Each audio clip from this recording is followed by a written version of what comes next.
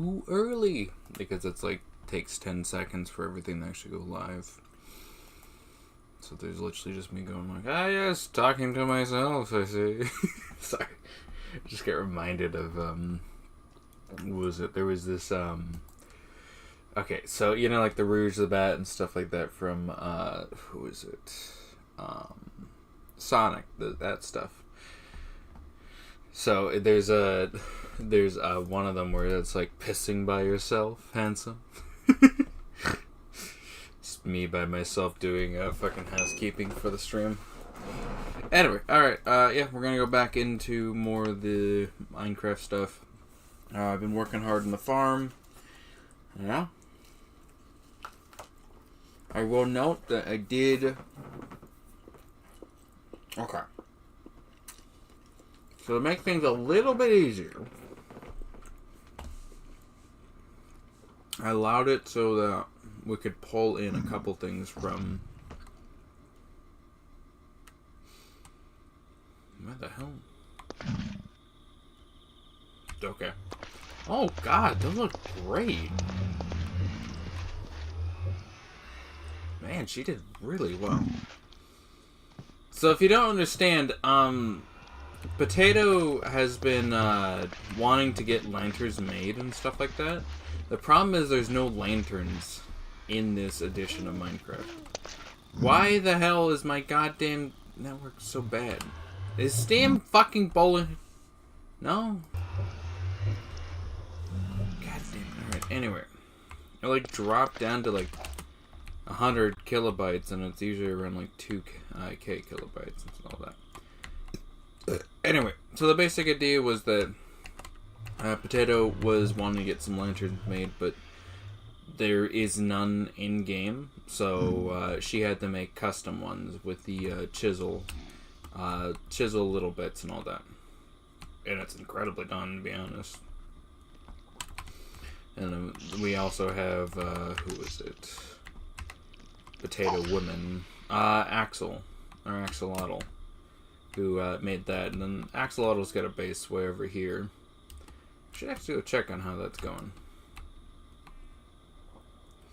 Doesn't look too bad. So they got a smeltery up and running. They got their own little base in here with a bunch of cows and sheep. It looks like they're going to be expanding downwards. It's going to be interesting. And then, of course, they have up here. They should have hopefully... Yes, they put it in. Wait, which one is it? Yeah, the deflector.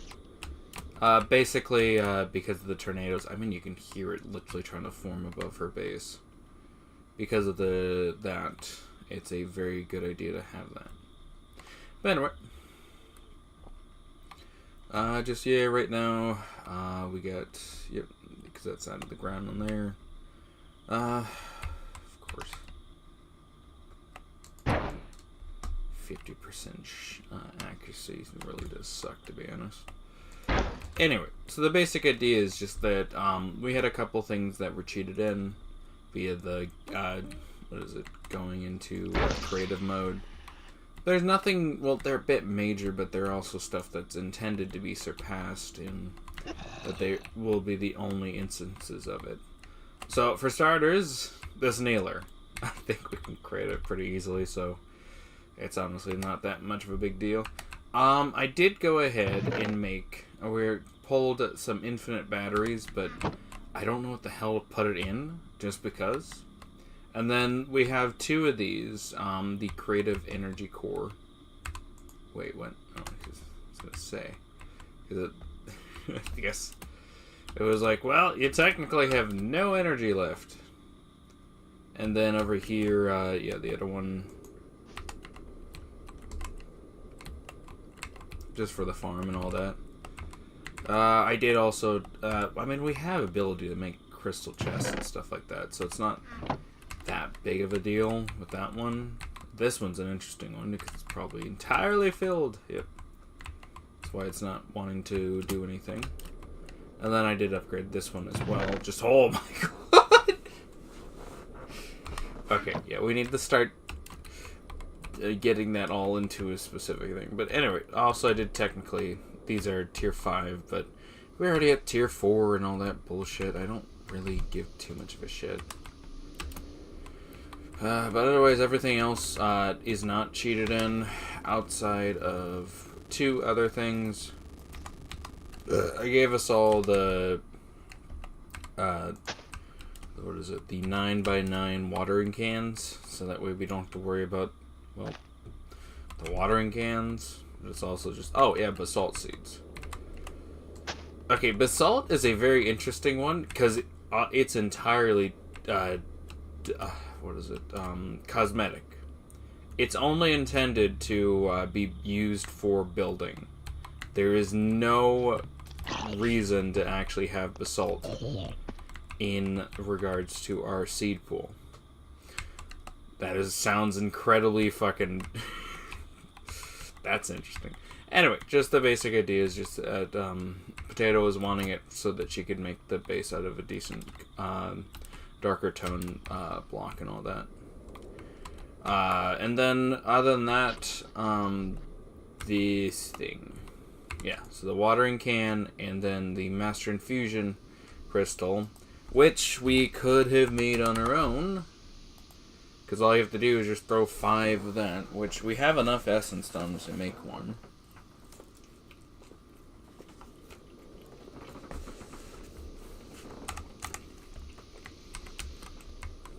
Because we have a full fucking chest of it. God damn, though.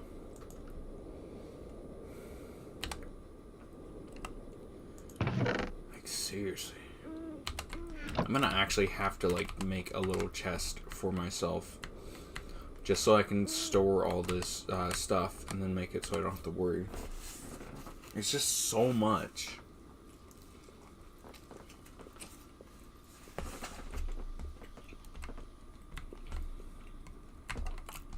Anyway, the wire is perfectly done survival.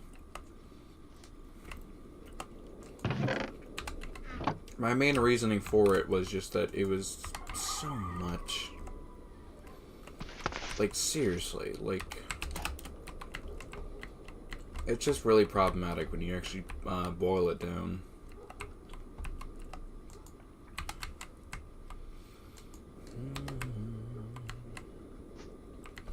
You have to clear out this one, get that all replanted with the tier 5s, clear out this one, get it all cleared up with the tier 5s. But priority, actually, is going to have to be, I need to fucking dump all my shit. I have so much shit in my inventory. I don't like know where the fucking place is. He does not shut up.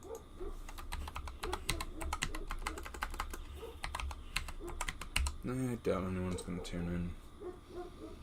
And just how this stuff goes. I had this thing. Obsidian glass.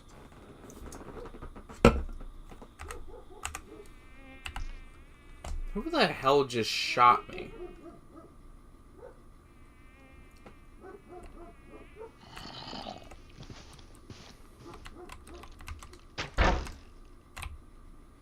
Of course. Alright, I'm coming down so I can fucking kill you jackasses.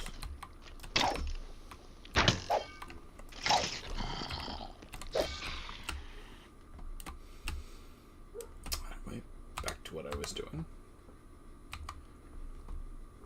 Yeah, so you need... Is that really... So... Huh. Upgrade.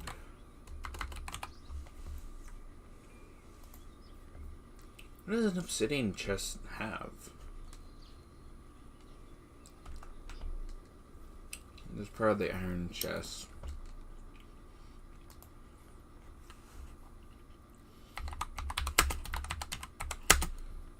Obsidian chest.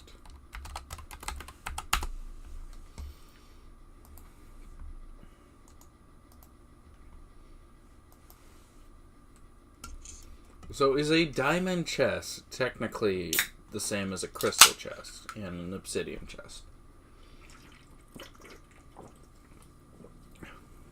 Is that the difference?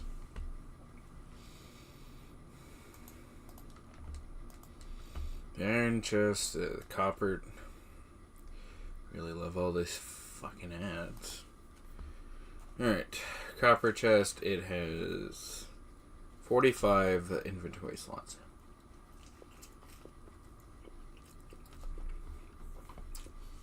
Next question is, how much is a fucking...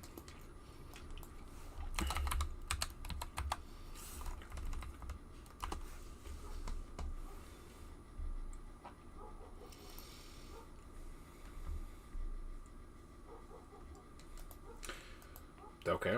Anyway, let's see. These have, let's see. Inventory space. Container, probably. So, they have a... Okay, so 54 is a double chest.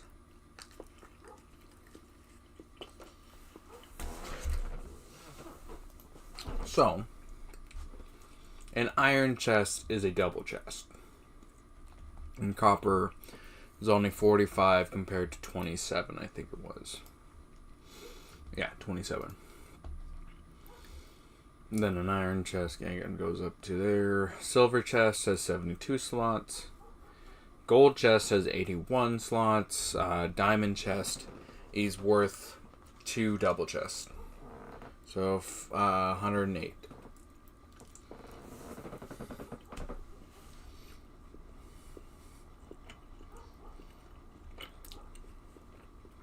Yep. Crystal chest and obsidian chest and diamond chest all have the same capacity. And the difference is that you can look into a crystal chest and the other one is just not in any issue. Or it's not, you can't blow it up. Or at least it's, I don't know. Shit is always weird. Anyway. I need a storage compound.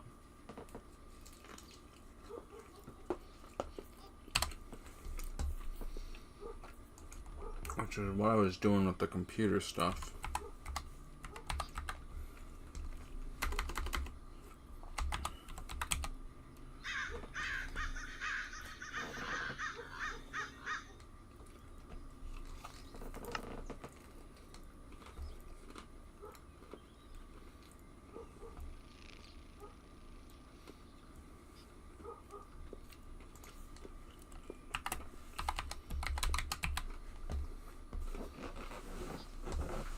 Let's see.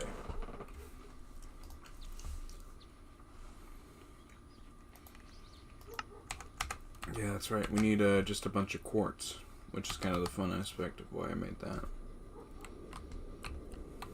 Do I still only have one thing? No, that's a separate thing. Yeah, I really need to dump a bunch of shit. I have too much of my inventory taken up.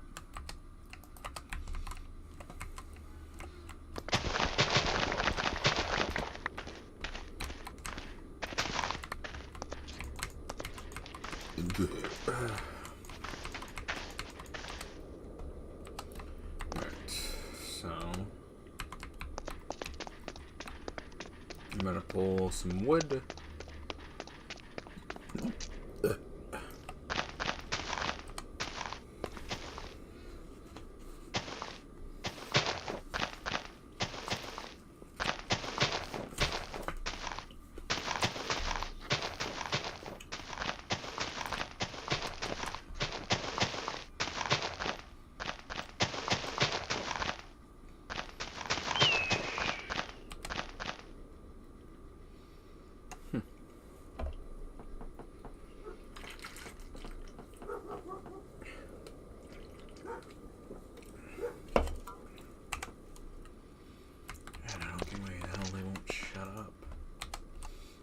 So we don't actually have the max. Oh, that's interesting. Alright.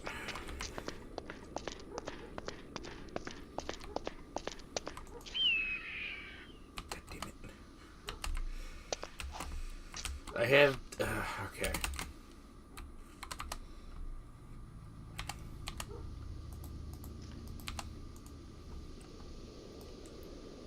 Space.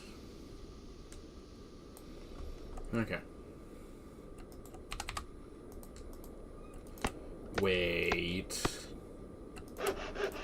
Fuck, I don't think that... God damn it.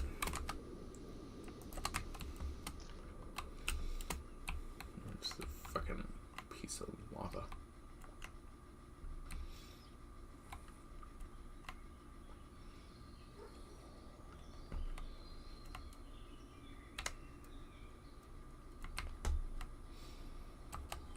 Okay.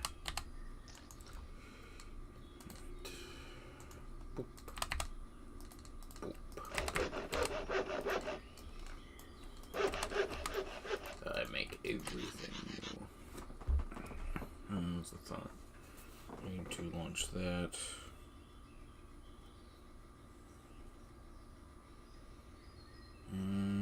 Where was it? Wait, what? Yeah, interesting.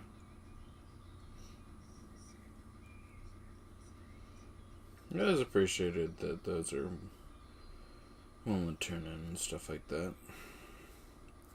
The fun part is it probably will... Like, I don't mean to diminish if it is an actual person tuning in on Twitch. The problem is we just had so many times where the only person tuning in on Twitch is just one of the bot accounts. It would be nice if it is somebody actually tuning in. Again, I don't mean to... I don't know. It's just... It's just one of those days. Alright, I get you here.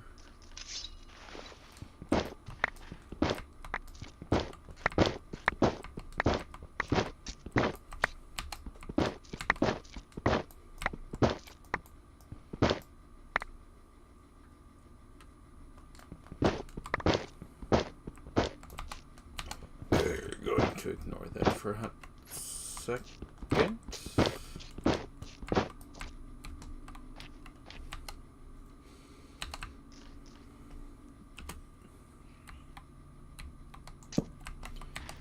Alright.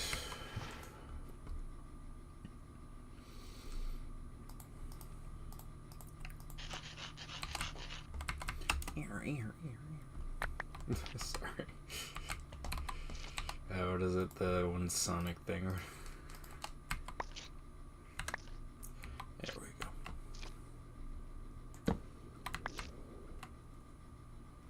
Oh, that was the thing. It was a Game Grumps thing. What was it? They were playing, I think it was like Sonic, Adventure, or whatever the hell it was. And so they were just joking about how, Amy, basically, she, like, freaked out for, like, a hot second. And so they were just making jokes about how it looked. Just like, yeah, this is how it... Yeah, yeah. And then it was just, ear. It kind of does sound like that, if I'm being honest. And then... I'm going to cray. Alright.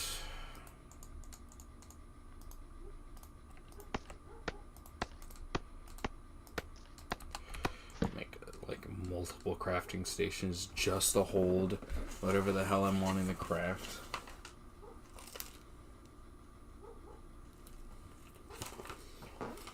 You know, that's stupid enough to work.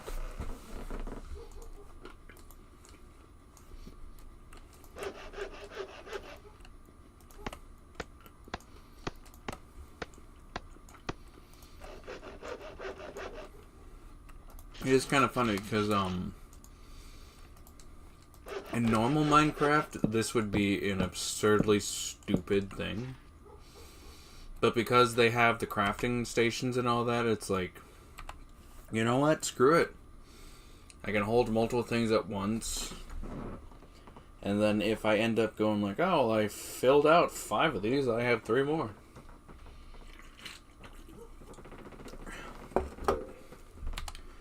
They're like each individual fucking things or whatever.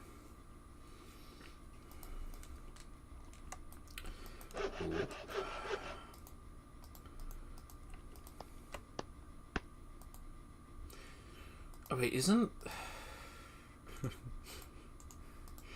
You don't think I could pull this off? No, okay. It's not you. It's gotta be you, then. Yes, it is. Oh my god, that's so stupid. That's even more stupid.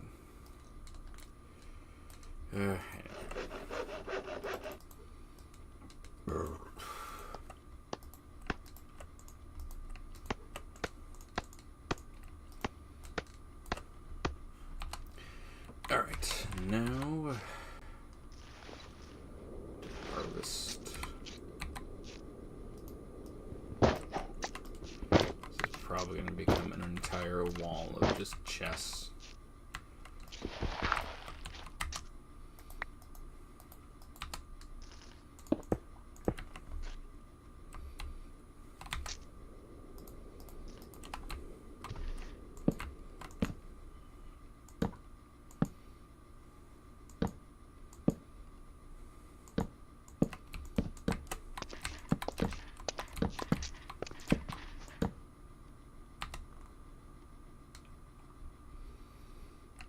Hell is that noise? Wait.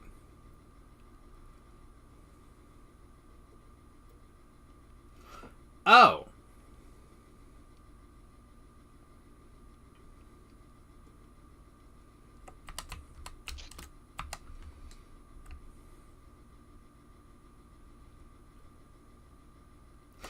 Oh, I think I figured it out.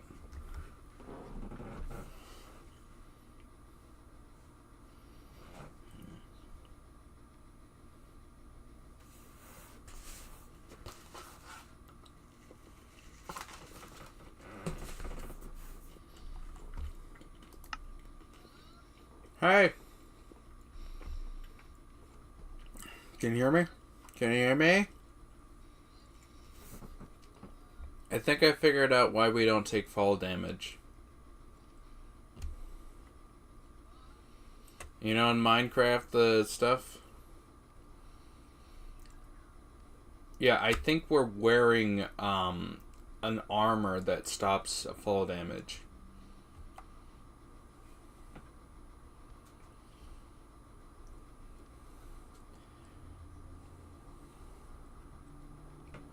Yeah, it could just be the general stuff. I'm wearing dark boots. It has fall damage negated when powered. I know you were wearing or you had the Ender sword or whatever.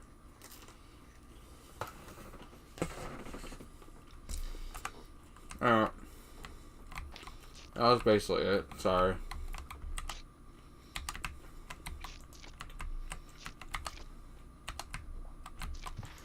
Yep.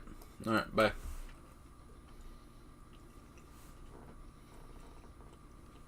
Anyway. Alright, let's see.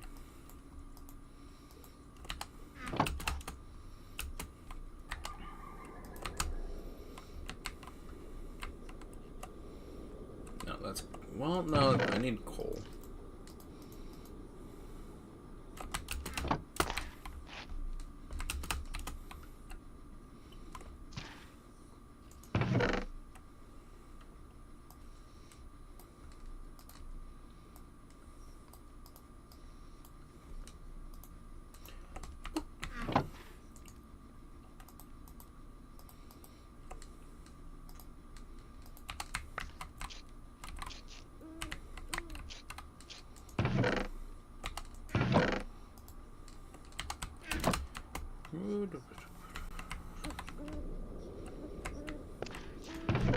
Boop, boop, boop.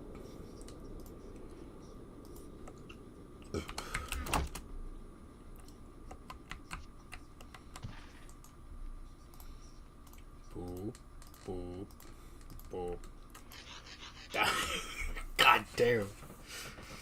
12 entire things.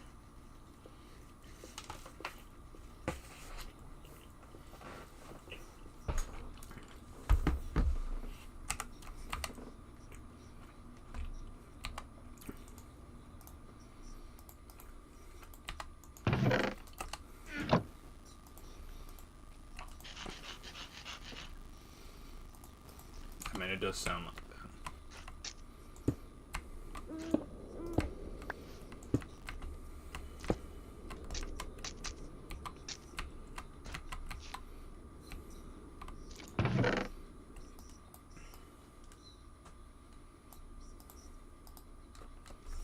Alright, there we go.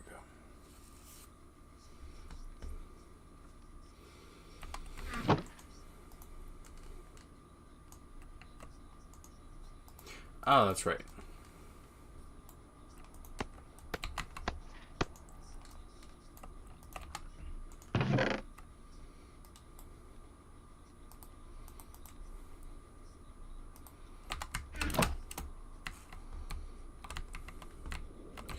Alright, where's me iron? There's me iron. 3, 4, 5, 6, 7, 8. 1, 2, 3, 4, 5, 6, 7, 8. Got it.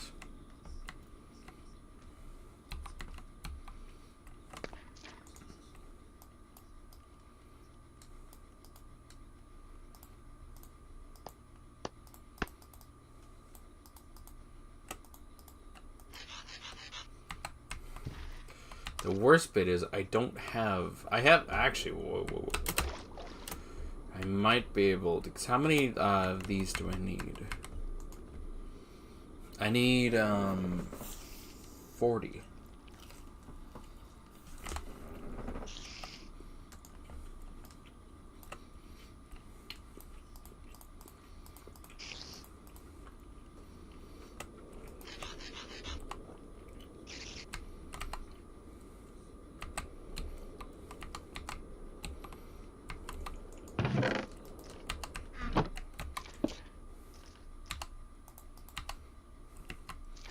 Fire!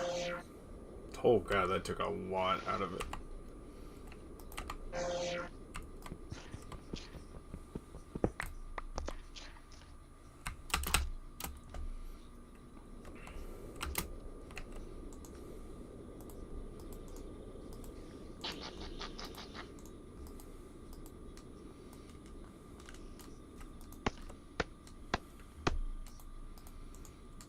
Boop, boop, boop, boop, boop, boop.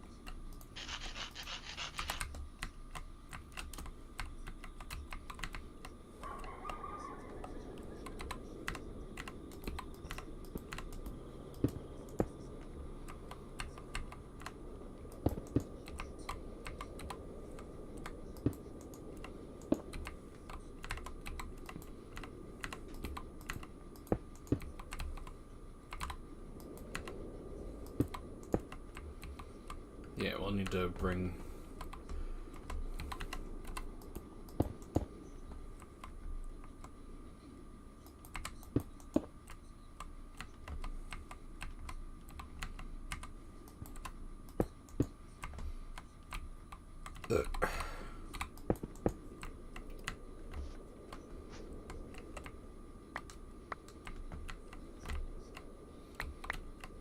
Consume.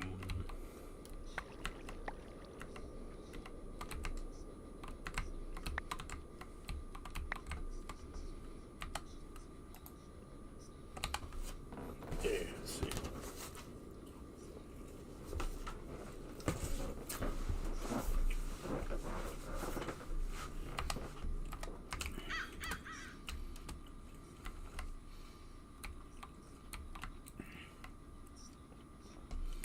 Alright, let's hope that this is gonna not blow up everything. Okay, good. Random. That's fun.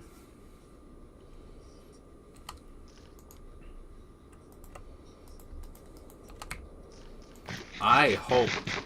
Oh god, I need to look that up real quick. Have we been gambling this entire time with a really bad mod? Chance cubes is very interesting because I don't know the extent of all that. Is there one where it will wipe your shit?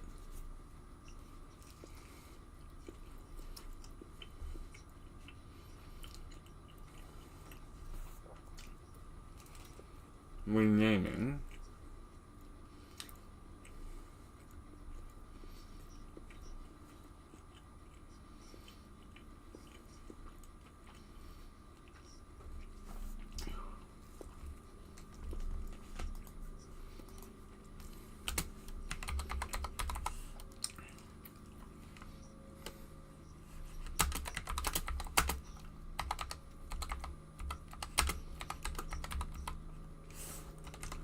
Can I remove inventory?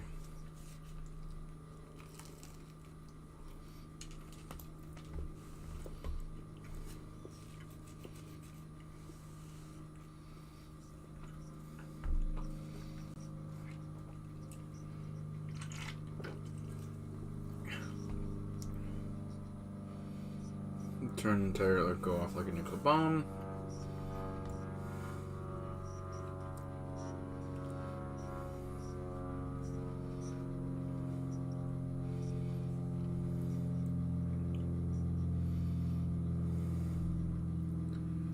Now the XP is fine. I don't care about that.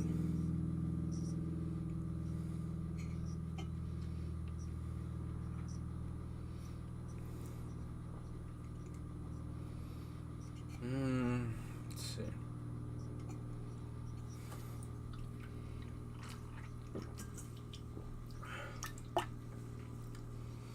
That too. The current balance is that such are even worth the. Yep. What is it like? Or draconic reactor explosion? God damn.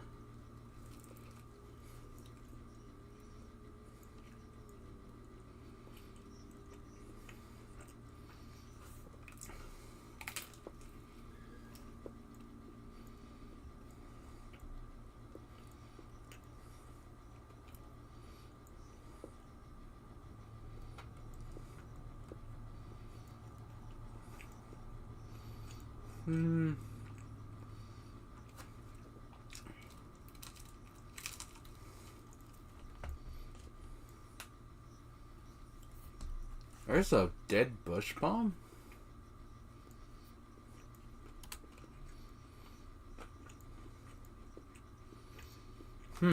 Actually.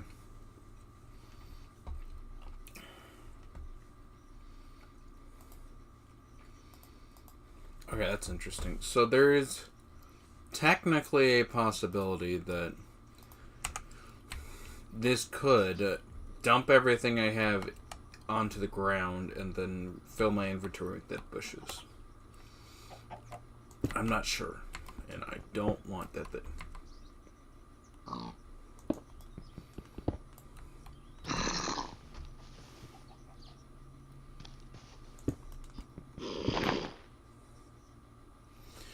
Well, that was pathetic.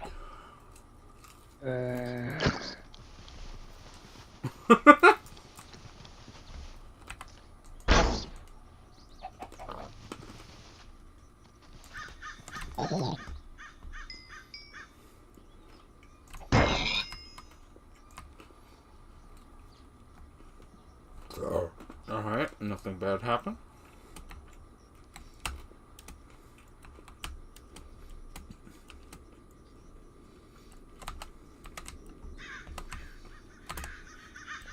Alright, see.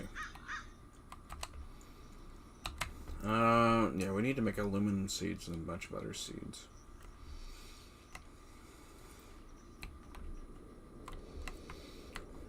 Okay. Priority is gonna have to be on making it so.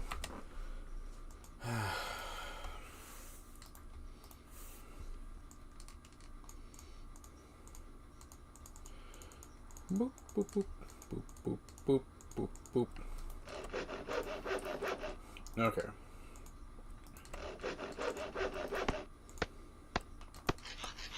That should work, because I need like only 12 or something like that, or 10.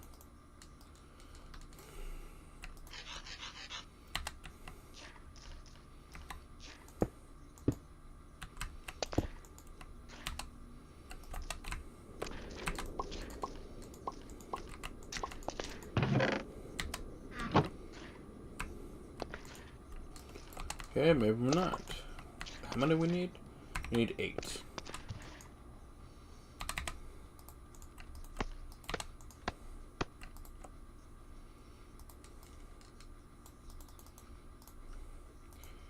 Boop. Alright.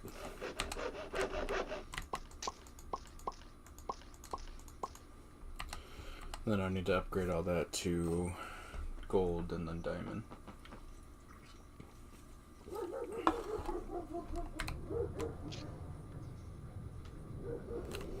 Thanks. Didn't realize I want to be hearing the sounds of an automaton and off in the distance. Oh, you know, it's fun. Okay. Basically, there's been, a couple of animes that... Okay, well, it's kind of fun because it's like, there's been these 3 animes that I've actually watched, but basically I hadn't watched through all of one of them, and then the other 2 I finished, but then it was like, you know what, since I'm rewatching this one to finish it, why not watch through the other 2, just because. I'm so glad I did, because it was like, I forgot so much of what happened. It was like, okay, so the animes are, it's All Noah Zero, love it. I know that people are torn between the whole, how they, how they went along with Slain and all that, or Slade, or whatever the fuck, Bat's actual name was, but I think that they did really well with it, and I get the idea of why some people would be upset with how it was handled, but it's also like, it's really not that bad. Like, the idea of somebody who grew up with no power and stuff like that suddenly gaining power and then using that power in, like, he intended it to be for the good of, people, but then he just ended up being like, you know what, I'm gonna create my own kingdom with my own queen, my own queen and all that, and then he just fucking mistreats her as well. And it's just like, yeah, I mean, it makes sense. He hasn't had the most healthiest of any relationships outside of, I would hope, his own father. And he grew up in a civilization that basically was like, you're a negative balance on us. It is more useful to not have you than it is to have you. And then the E-nators tuned in saying good evening. Hello! But yeah. But then, what was it? I watched... it was really fun. I loved watching it all the way through, because I had never seen the series fully.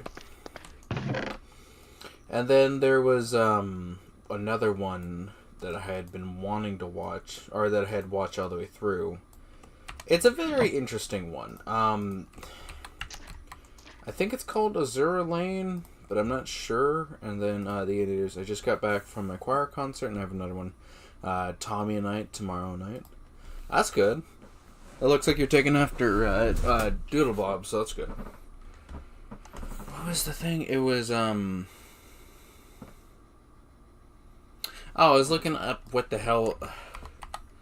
Azure Lane, I think. Or it might be... No, it's Azure Lane. Or A-Z-U-R. Azure Lane. Anyway, the whole point is that I have no clue if it really corresponds with Azure Lane. All I know is that Apregio of the Blue Steel is really good. But that's the easiest way I can get it across of what it is. Basically, there is... The whole plot is that it's like 2038 or something like that. This fleet of the fog comes out of nowhere. They are basically ships that are mimicking the style of like World War II and before ships, and I think maybe some after, just stuff that was like publicly available or whatever. And then they basically demolished everything. But they had this weird thing, and then I was going to watch the last episode of Fallout tonight until I saw that you were live. That's appreciated. I will say you should definitely watch it. I love... Oh my god, the freaking, what is it? Oh my god. Motherfucking Ghoul is so good. Because it's like, there's literally moments where he's just like, you know, there used to be this old defect in the old T-60 armor. Kept killing some of my boys over in Alaska. I wonder if they fixed that in yours. And then he blasts the one guy and it's like, huh, I guess not. Or something stupid like that. It's so good. So good. It's so worth watching. Anyway, so the basic idea was just that, anyway, humanity was basically thrown to the brink, but due to their Admiral Code, the ships refused to engage targets on land. But they weren't willing to, like, do anything in regards to negotiation. As far as they were concerned, they had the power and they were going to wipe out humanity. But they had no idea why, nor did they really care why. It's kind of one of those fun things where it's like... It's like... And it's kind of funny because it's like... I was just, like, thinking about how, like, these series pretty much kind of correlate with their messaging and stuff like that. Because I just finished the Gargantua of the Vendurious Planet. Love it. And then I know I'm going to watch it tomorrow night.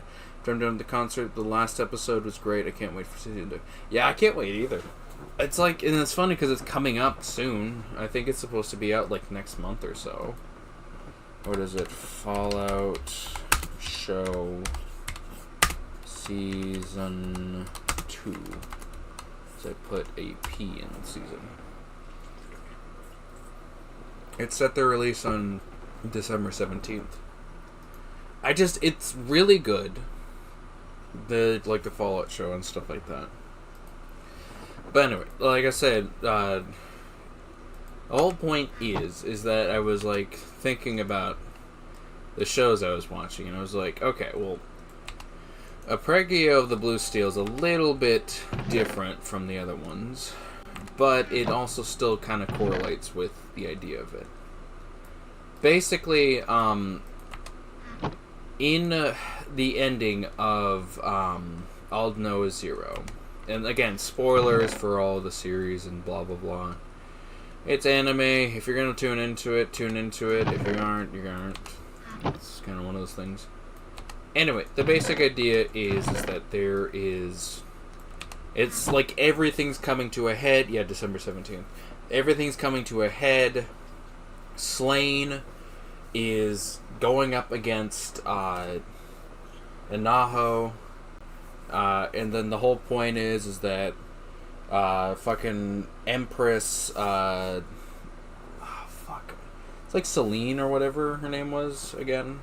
The Empress is basically racing to basically tell everyone to stand down. That her father had died, or grandfather had died, and that she was intending to negotiate peace with the Terran, or with the Earth United, and all that, which is very fun with that. And then it's like, the whole thing is that Slane's like, I'm refusing to stand down. I am my own separate union. And so he's like got the moon base and stuff like that. And then everything's like, basically Inaho and Slane have this massive, just like, they're basically flying in and out of everything. Eventually, motherfucking, I think Slane ends up falling to Earth, and so does Inaho, because he's like, I'm gonna save him, which you're just like, why the hell is he saving him? And then, like, flashes back to fucking, when Inaho's eye took over, because basically what happened is that Inaho was just running constantly, and then eventually basically knocked himself out just due to fatigue. And then because he had a false eye in, he had a implanted eye that was had its own computing and stuff like that. And it's very interesting because this is something that will come up in at least what was it, Gargantua, Where basically the whole idea is that he's letting more and more of the eye, like, incorporate more of his brain into it. So he was essentially becoming a computer, like the processor for his own eye's computer. And it was like actively hurting him and stuff like that. There's a whole crux about how much he's willing to let go and stuff like that. And so anyway, it flashes back to when he was knocked out and it was just his eye talking. And basically, the Empress had basically told him, you need to promise me that you'll keep Slain alive. And it's like, oh shit, that's why he's been doing what he's been doing. Because like the whole time you're just like, why the hell isn't he killing him? Like, I get that he... Like, it's interesting because it's like, they don't really know each other. The only reason they've ever interacted was because of the one battle where they were fighting against... I love her, by the way. Fucking Miss Messenger or whatever the fuck her shtick was. Where basically she fired off these fist rockets that when they engaged into, like, destruction mode or whatever, attack mode, they basically fused and become one massive molecule, which meant that they couldn't be fucking, like, if you shot at it, it would never punch through. And then also I found out why people consider Fallout New Vegas spin-off, because you play as a courier, not a vault dweller. Also, you don't have a specific vault like in the other games. I mean, okay, because Fallout or Brotherhood Tactics and a couple other ones, technically. But I don't see why it would be a spin-off. Because it has, like, very much a massive thing. And it's like, is 76 a spin-off? Because, it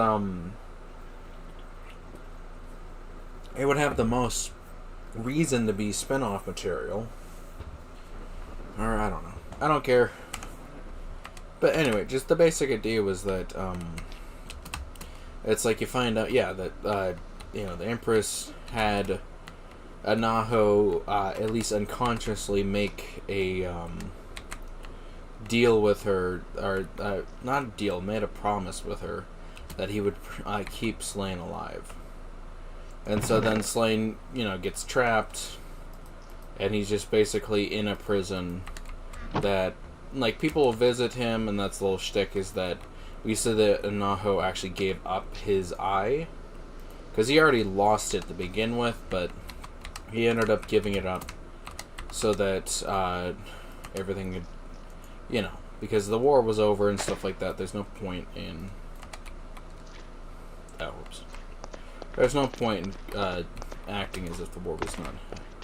Or that everything still needed him to be to 100% and all that. But anyway, just the basic idea was that it had... I'm losing myself in this conversation. Motherfucking... It was just very interesting in that basically it ended up making it so that instead of Anaho wanting to kill Slain and all that, he was wanting to save him on orders of the Empress and stuff like that, which is very interesting because it was like he was unconscious while making the deal. So he also just... It's never really explained how that went down. Like, did he just, like, subconsciously believe that he shouldn't kill Slain or something like that? But anyway, the whole point is that the damaged boy was given a second chance at life. And then with Apregio, it's very interesting because it's not...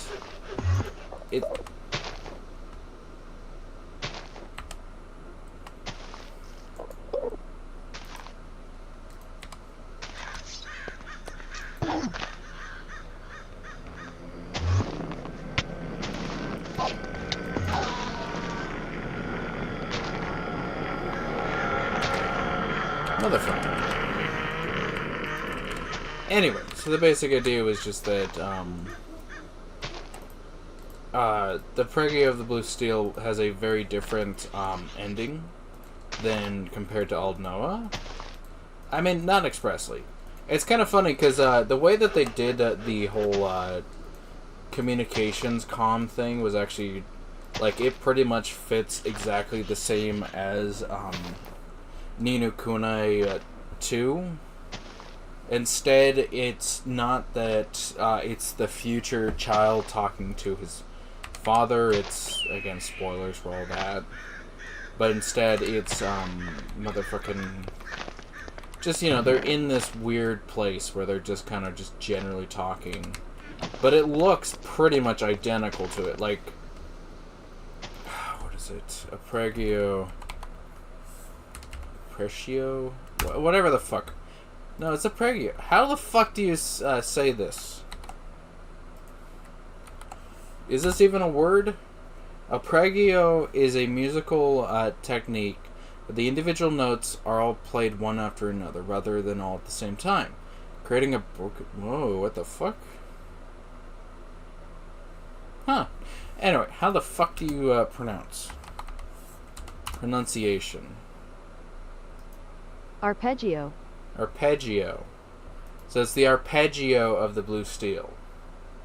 Interesting. Anyway, the fucking comm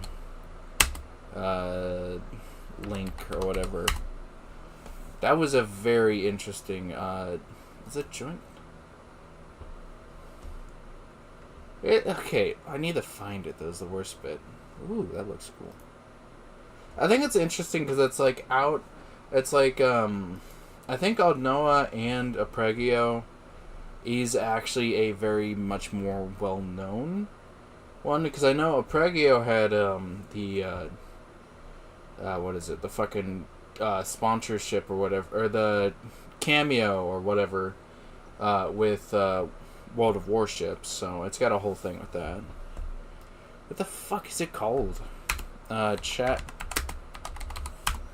There literally is a whole shtick where they're in this chat room where it's literally them.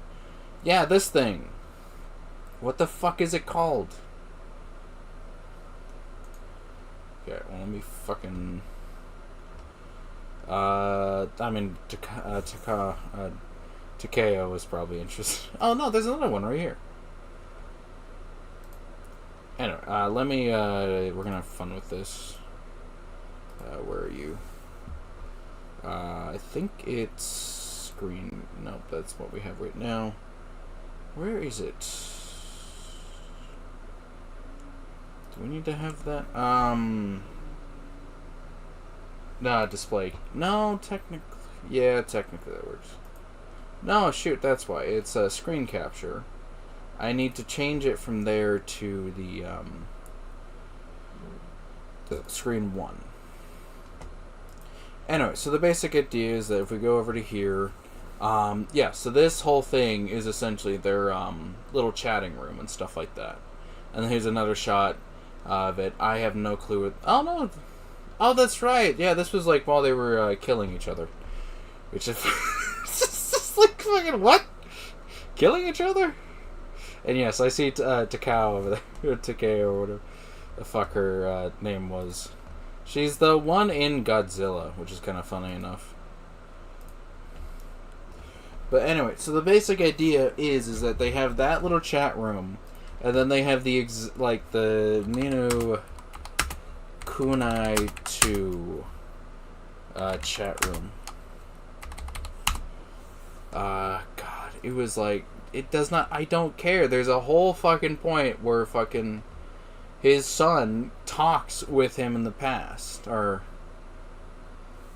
what is it? Is it Prince Oliver?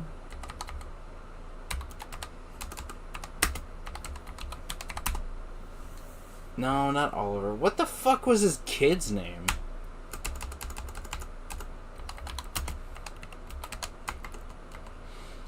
Evan and son.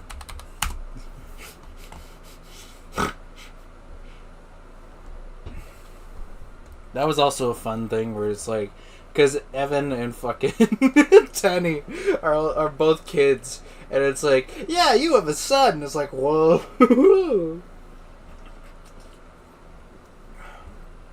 Who the fuck was it? son?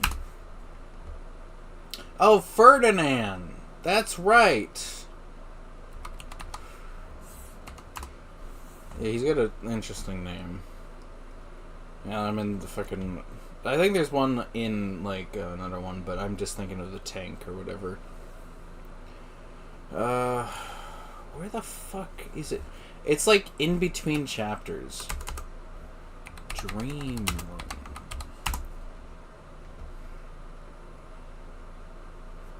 Room.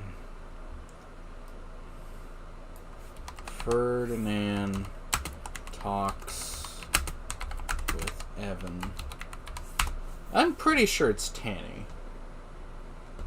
I don't know who the fuck else it would be, because it's like... I don't know, it's just one of those things. Yeah, the whole... Fucking, they had the whole thing where it's like... Because over in the fucking Atlantis Kingdom, they had the whole shtick where fucking... Evan had to propose to Tanny so that way they would get fucking... them to fucking come after them and be like, what are you doing? You'll disrupt the balance. Yeah, who... It's obviously gotta be Tanny.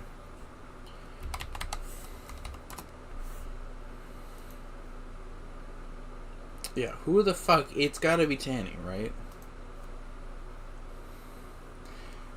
No, I'm pretty sure... I thought it could be Tanny, but it's not hers and Ferdinand. Yeah, but Tanny doesn't have ears, though.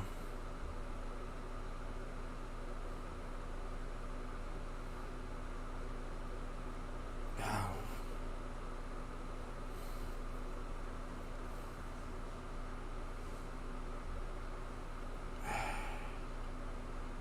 Yeah, no, straight up is just the king's soulmate. That's kind of why I want to know if she is the future. I swear she is. Fuck, I might have to fucking launch Ni no Kuni 2 just to figure out what the fuck. Anyway, the basic idea is that chat room in fucking Pregio looks like the chat room in Ni no Kuni 2, which is kind of interesting.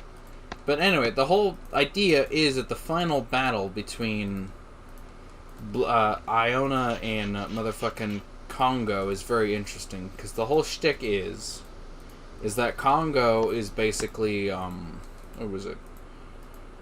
Okay, so the whole idea is that the entire series had been having this plot point that the mental models that the ships undertook to better understand the ability of human tactics and stuff like that has been technically making them more human in both their understanding but also in more flagrant stuff such as desires and stuff like that.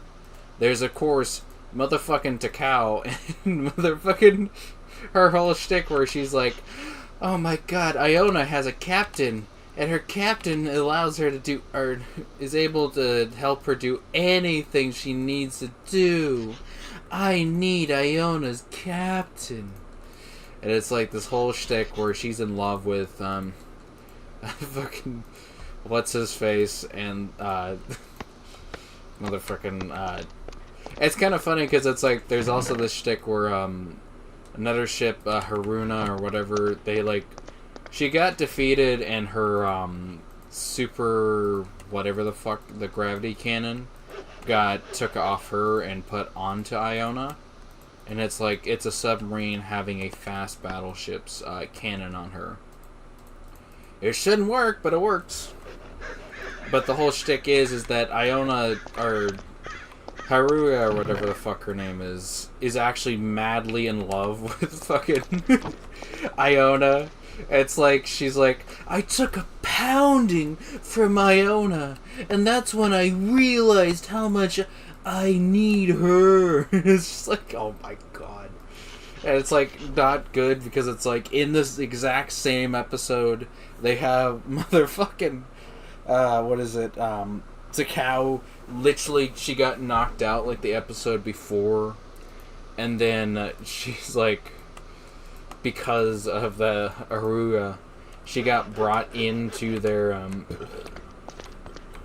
excuse me, into their secret base on the grounds that basically her and Haruga made a deal that she would take Iona's captain so that Haruga could have, or however the fuck you pronounce it, could have Iona and all that. And then Neonator, I'm tired. I have a long day ahead of me tomorrow. Good night.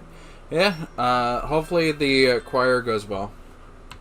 It sounded like it went good today, so, but yeah. But anyway, it's just really funny because it's just like, there's this whole shtick where she's like, I have to, you know, save him, or I want him as my captain, you know, all this and that. And then she's like, she tries to get that across, but then she's just like, I'm actually here for your super secret weapon that you're transporting to the United States. And Haruga's like, you fucking dumbass. I want the sub, and yet you fucking make it idiotic. And it's just like, that's funny. But no, basically the whole idea is that they were doing all this stuff so that they could understand human tactics and stuff like that. But during the battle with Iona's sisters, they pretty much are blatantly like, it was a bad idea. Basically, we understood their tactics more, but because of your interactions with the humans, you have actively caused so many issues with our group that it is dangerous to interact with you just because you are actively, you know, influencing pretty much everyone. And it's kind of interesting because the whole time the three sisters are having this fight, it's like Iona doesn't want to kill him. She doesn't want to kill her sisters because she's been having this whole crux of that. And it's kind of fun. You can see it in the first fight. When they defend the space launch, which, yeah, it's kind of funny because it's like the space launch. What the fuck are you on about? Basically, humanity's fucked, and so they were trying to reestablish communication, but they just hadn't been able to and all that. And so they sent a vessel into space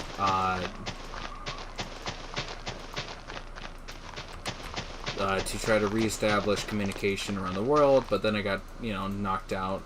And that's why they had to go deliver the vibranium by hand, or the vibration round by hand, just because they couldn't risk both it being, you know, all this and that, but also a bunch of other stuff. But anyway, the whole idea is that they are needing to get over to the United States, because if they can get over to the United States, they can use the manufacturing and the supplies that they have to create more of them. They have the only round in existence. It works, but it's a prototype and they need it for creation. It was very interesting because they did basically go like, yeah, but we also have the creator on board. And it's like, what do you mean? Then wouldn't it be okay if they use the vibration round, if they just make sure they keep the creator on board? And before you go like, oh, well, who's the creator? It was a kid.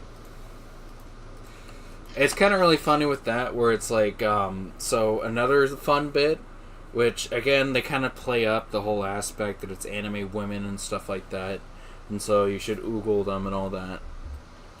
Basically, during the defense of the port of where they get the vibration round from, basically, these two fast battleships came in. They were laying damage and all that, and they're basically there to get to take out the vibration round and all that. But then the two ships got destroyed, and their two mental models were on board. But one of them basically takes a direct hit, and the other one pretty much has to save their core from being destroyed. And then that's the whole fun part where it's like, it's very interesting with that aspect. But anyway, yeah, I should actually have.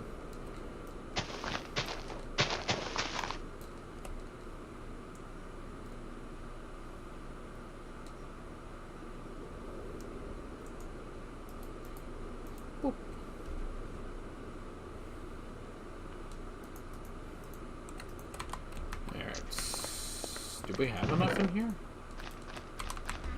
Probably not. This should probably work, hopefully. Anyway, the basic idea was just that it was a very, you know, the whole idea is that the one who essentially didn't get hit, or hit by the good chunk of it, she ended up bringing the two to this random mansion and all that, and then it turns out the mansion actually contains this girl who is... And it's very interesting because I go plot-wise that basically she is a designer child. It's very interesting. Basically, imagine if you could do a, you know, IVF or whatever the hell they're called, those children. But then the whole idea was that they were smart as hell at the age of like 5. To the point where the person who had brought her into existence, her father, was basically this weapons manufacturer. And then her father basically was like, well, I can't technically live because I'm basically under threat from the Japanese government. That there was a bunch of stuff where basically the rations guy, the guy that had like a bunch of power because he was in charge of food, was really like corrupt and all that. Like, he ends up, and it's like there's some logic to what he does, but it's also pretty idiotic. Basically, again, the reason they sent them over to America was just because they didn't have the supplies and stuff like that to make more of the rounds. So why the hell are you trying to kill your designer? And again, there is a but to that. So the initial thing is that she had actually been technically captured by the Fleet of the Fog, and that they did technically initially intend to use her for the information on the warhead. But then what ends up happening is that, like, the dad's like, yeah, I know you two are snooping around. I know you are in the little bear and all that. Here's my deal. You make sure that she actually has a life, and that's all I can ask. And then he dies. And then the government's like, alright, well, fucking she's captured. We're gonna go ahead and go kill her, so that the information doesn't get into the hands of the Fleet of the Fog, and that's gonna be it.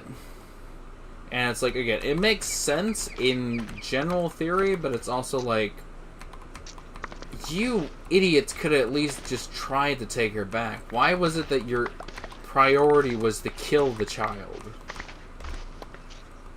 And it's just so fucked up in regards to that. So it's just like, again, literally the two enemy combatants were like, man, they just want her dead. And it sucks because it's like, we really just came around to liking her and all that. Yeah, we're not gonna just let them kill her. But anyway, and it's just like this whole thing where it's just like they have to basically try to get out, but the enemy combatants are so, impossible that they pretty much have no shot in hell. And they pretty much are like, I just need help. If somebody can help. And then fucking the main cast come in. They're like, hello, submarine. Or no, it wasn't even that. Basically, Iona shows up in her mental form. using her, resources, where she literally has them firing off shots to destroy the things. And it was funny because it's like, during that as well, there's this whole shtick where Haruna or whatever is like, she actively has the ability to kill the humans and all that, but she doesn't want to. And it's because of her relationship with the child. And then there's this whole thing where it's like, the kid is basically like, I'm basically an abomination and all that. I was hoping that we could be friends, but, because of who I am. And then Haruna is sharing the exact same things, except it's her instead. So it's like, again, the kid's like, I don't know how I ever thought Haruna would be friends with somebody like me. That was the idea. Basically, the kid, again, is the designer of the vibration rounds. She knows that Haruna and the little bear are actually part of the Fleet of the Fog. And she's just like, I don't know why I ever thought Haruna would be friends with me. I made something that is sole intent is to kill her and her friends. Why would she ever be friends with me? And then Haruna's like, I have done nothing but kill humans my entire existence. Why did I ever think that Haruna would be, or why did I ever think that Maki would ever be my friend?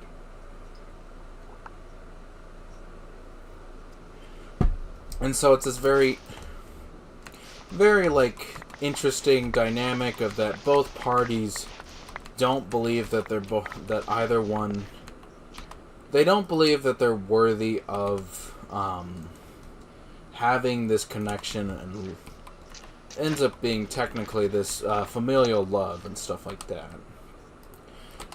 And then it's just like the other party believes that, but the same way that the other one believes that they don't believe that they're worthy of friendship, and that the other party would never want anything to do with them. And it's a very interesting dynamic in that you get the idea that both parties do want to do right by the other, but they don't believe that their past actions would allow them to ever consider them to be friends and stuff like that. And it's very cool. It's kind of a interesting issue to have. And then, of course, there's the whole fun aspect that, again, the whole time, again, the fucking other chick, her core got transferred to a little teddy bear. So, and it's, funny, because I think... I didn't really get too much of a read on her initial, personality. But it's kind of funny that it kind of feels like she was very, I don't know. She's I don't think she really cares too much.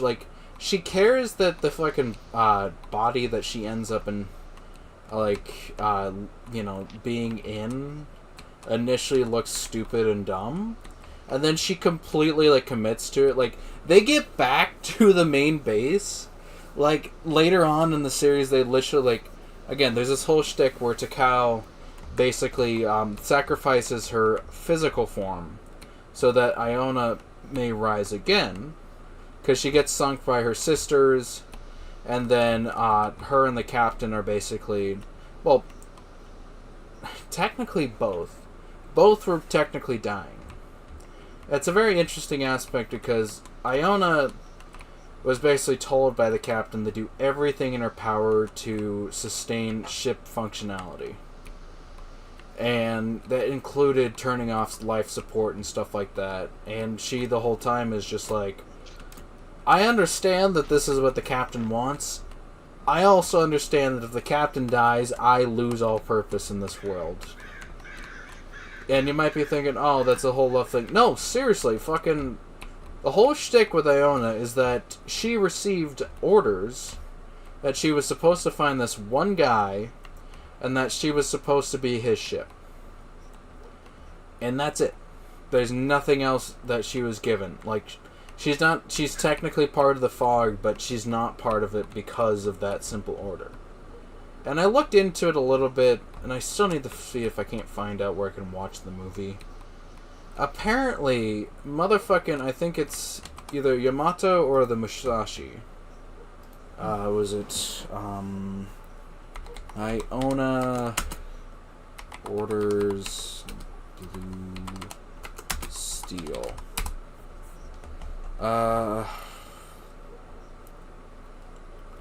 No, that's not it. It's like, oh, it's ordering her to use her cannon.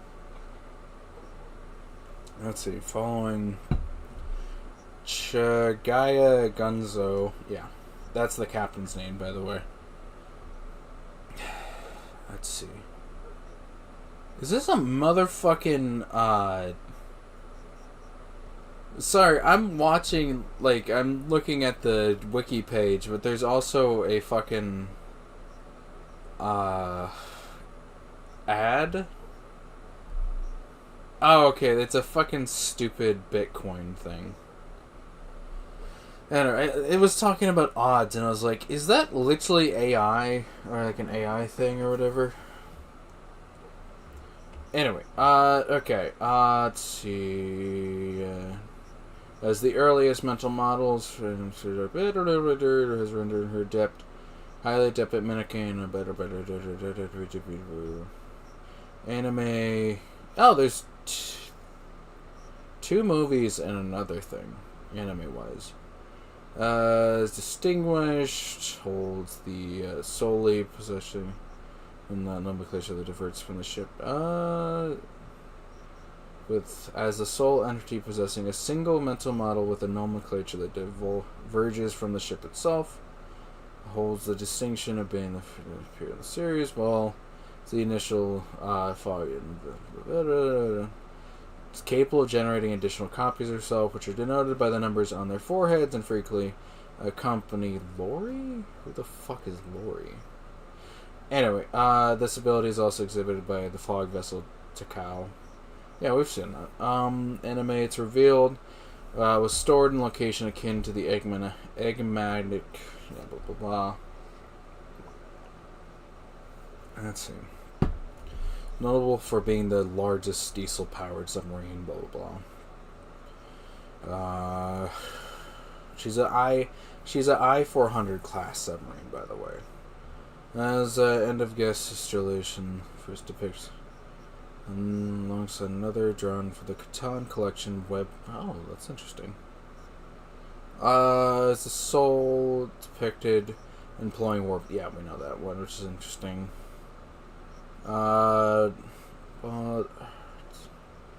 Replacement and when engaged in battle. This iteration is particularly noticed to be specialized.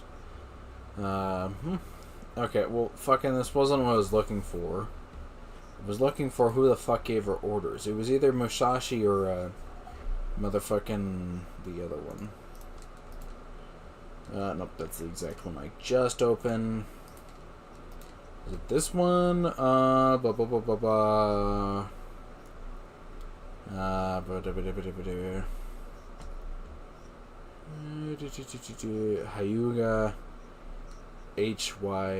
Hyuga.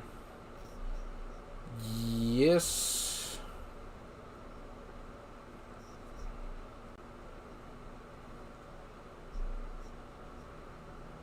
What the fuck? In the Kadezena movie, it's revealed that the Supreme Flagship Yamato was defeated by her sister Musashi after she went on a rampage and had carried her last wish into Iona herself. Okay, that doesn't answer technically what I was asking. Therefore, the reason for carrying dual cores inside her, which was to be Gunzo's vessel and negotiate with the Fleet of Fog to end the war. Which is Gunzo's father's action. She disappeared as she served her purpose and bit. What the fuck? What the fuck? Okay, I need to still find out who the fuck. Where is, we know that. So what the fuck was Yamato? Was it Yamato or fucking Musashi? Oh, fucking Maya is very interesting too. Ooh, Zaku. Assault? was repurposed into an assault and suppression. So she doesn't have that. The copies created were no match for 5th generation fighters. Oh fuck! So that's why. So the aircraft carriers don't actually have planes. Interesting. That's fun. Anyway, fucking, Arashi, isn't that one of, no, or Asher, no, I read that wrong. Yeah, Musashi, she was part of the Europe fleet? What the fuck?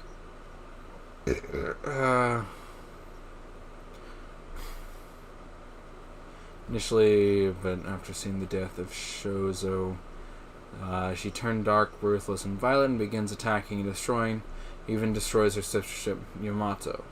Ever since, she became the supreme flagship and hides her trauma, who acts according to her wish. But okay. So I think it was Yamato in the fucking thing that ended up giving the orders to her. Anyway, so the whole idea is just that Yamato basically sacrifices herself and uses her fucking, or she gives the order to Iona and all that, and that's why she basically is doing what she's doing. Anyway,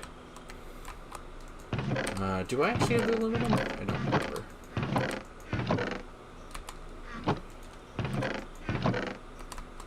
Yeah, I think I have the aluminum. Here, gonna grab the aluminum.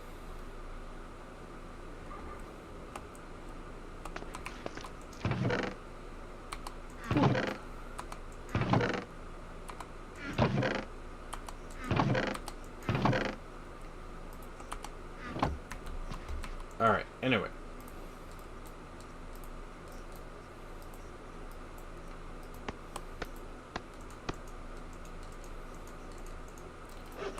There we go. That should help.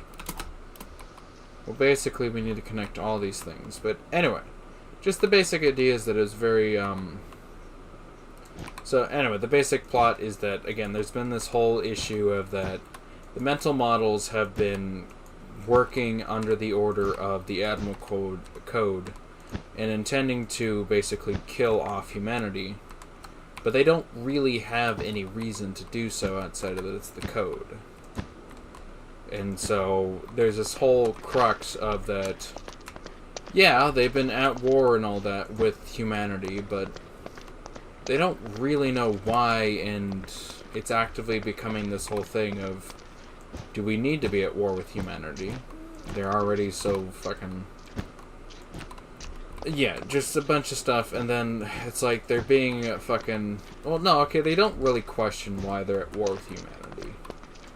But with the attacks and stuff like that, because of how their mental models had been basically conducting themselves, they eventually were turning into this interesting amalgamation of that. They had the initial intent to kill off humanity, but then were gaining the empathy and other stuff of humanity, even though that basically went against the Admiral Code and stuff like that. And then there was a bunch of stuff where it's like, again, I will say the biggest thing, and again, this is a massive spoiler, that like upends the entire fucking season, like the entire series of the anime. So again, if you want to check it out, do it before you fucking hear this. But anyway, basically, so the mental models kind of had this whole shtick where they were like actively, like, you know, being friends and stuff like that. The Iona sisters, even though they were like, we're supposed to be waging war against you, one of them ends up sacrificing themselves to try to save the other sister. because they're like, yeah, you won't be able to shield in time. I'm going to sacrifice myself for you. And again, during that fucking fight, they're like, it is too dangerous to be in close contact with Iona because there's such issues like this happening, where we're developing empathy and the willingness to sacrifice ourselves for each other. And then, again, they end up sacrificing themselves for their sister ship, and it's just like this whole thing where it's like, yeah, and I don't think they're dead. I'm pretty sure, because I read in the wiki as well, so. But anyway, the basic idea is that they have like these mental things as well. So it's like, again, Takao is basically fallen in love with the captain, but she ends up kind of, it's very interesting. She basically, like, again, the whole time she's like with Haruna, where that she'll take the captain and she'll keep him for herself, and then, you know, everything will be fine. But then she realizes that through the actions of Iona, that she very much cares deeply for the captain, more deeply than she does for him. She only saw him.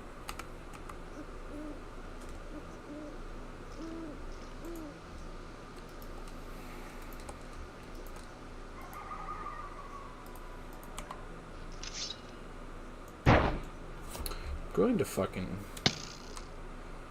Alright, you know what? Fuck it, you're dying. You're fine.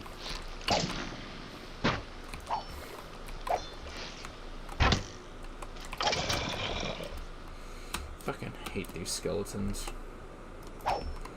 Anyway, the basic idea was just that, again, they basically had developed their own little cultures and stuff like that. So Iona's sisters, while they were the stealth submarines and all that, they actively were acting as sisters and stuff like that. Still looking out for each other, but kept under the premise that they were warships for a war effort.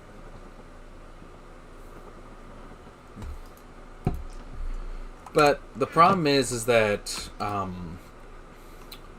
think the worst bit is I actually have to... I'll be back. I have to go take a piss. When I get back, I'll get to the point of what I'm talking about with Maya and Congo. It's really sad, which is the fun part.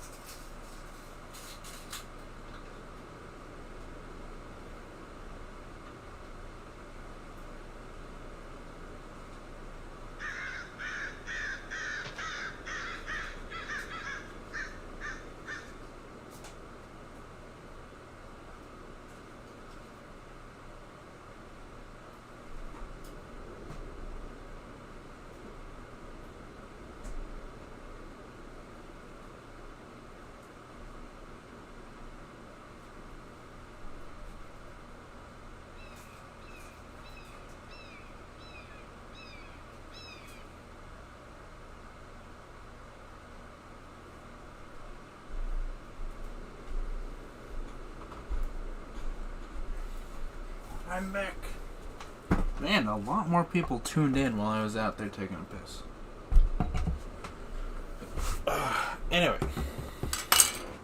So, as I was saying about the Pergio of the Blue Steel, the whole point is that motherfucking, anyway.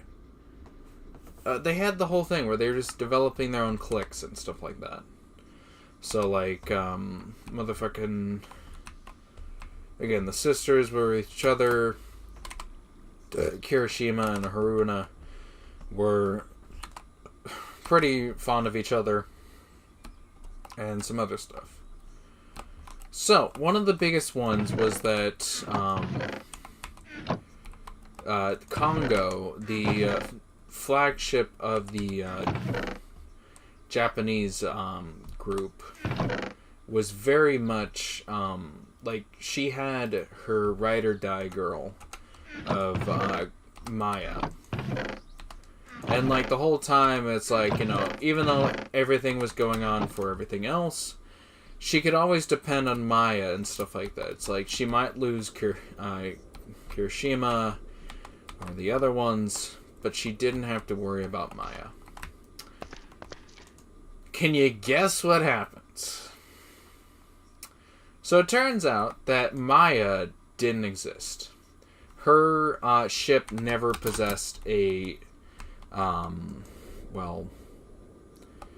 possessed any capacity to conduct mental, the mental stuff. So, that meant that Maya never officially had any actual mental model or anything like that. And it's a massive blow to Congo. And, like, at the time, it's even worse because it's like she's literally being restrained by the Iona sisters. Because they've considered her to basically be... She was out of control, and they were basically like, yeah, we can't have you patrolling the seas right now. You're actively going to do stuff that is against the Fog's intended operations, and we can't allow for that. And it's just this whole thing where it's like she's chained up, she isn't able to do anything at all. And then it's just like you feel for her, but it's also just like with everything going on, you don't want her to be doing anything because she's been getting more and more unstable. Well, anyway, basically what ends up happening is that, and again, the whole idea is that fucking Maya has this very, like, she's very cheery, she's like super, like, she probably was the most loyal to Congo, and the only reason for that was because she was a spy for the sisters. And it's a massive, massive blow to her. Because she's like, you know, she's basically like, so there was nothing to them, or to their relationship. And you might be thinking, oh, are you taking a little bit far and stuff like that? Like, I doubt that they probably were, like, in love or anything. I don't think they were in love. I think what the whole thing with her, though, is that she actively depended on her for her things. For having someone who was, you know, would agree with her and would... you know, make it so that she didn't feel like she was alone in this entire world. And then to find out, nope, she's alone. That everything that she thought was real in regards to Maya was nothing more than a yes man. And it is a massive blow to her. And she's already in this state where she just isn't at all in a healthy state. She's going to go berserk at any fucking moment. The last thing she needs is such a massive blow to her not even just self-esteem, but it's also just like it's one of those things where it's like, okay, I think the easiest way to imagine it would be that you're like have this friend group and stuff like that. You all do stuff because you like each other and stuff like that. And then, like, something ends up happening and the entire group bails on you. You're like, what? Why? Why the fuck would you bail on me? We're pals and all this and that. And it's like, dude, we were only friends with you because we were paid to. We don't really give two shits about you. That's essentially the situation that Maya was in. Or that Congo was in. And it's so fucking wild. Because it's like, holy shit, I can't believe that's the case. And it's like, that's got to be a massive blow to anyone, let alone Congo. It's me. Yeah, don't... Oh, I need tier 4. That's going to be fun.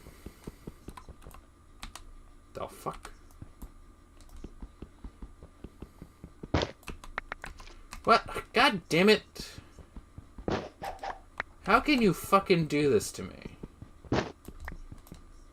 It's literally better just to mine it with a fucking pickaxe because you're not gonna mine it. That is such fucking bullshit. Anyway.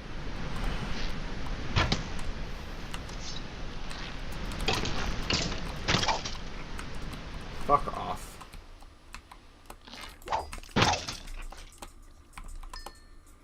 Alright. Anyway, the basic idea was just, it's a massive blow to her. She was already on her weakest point, because she basically was being told that she wasn't allowed to go after the one ship that had been causing her all this pain and suffering. And then to find out that the one person that was always on her side and all that, was nothing more than an AI. It's just like one of those things where it's like, it's fucking gut-wrenching. And then you give it to the one person that you cannot have going fucking into everything must die, including myself. She straight up goes and like the whole idea is that she's got a fleet of like 23 to 24 warships with her. And she literally combines all of them into one ship. Like, she consumes the 22 ships that were kind of just... They're the Nagara class or whatever. They basically were like... They never had any mental models. And they were just kind of this interesting place of that... They're kind of just to be that unit that you, like... They're wharf. They were basically wharfs. Where they were, like, supposed to be these strong units that get defeated and all that. But I will say they didn't do that, really. Like, every fight actually mattered in regards to the series, which was kind of interesting. Like, it wasn't like there was, like, multiple, like...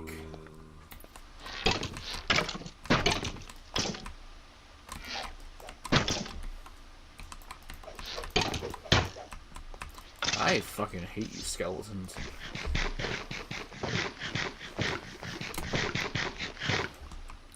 Anyway, just the basic idea is that the whole... They didn't act as if they were...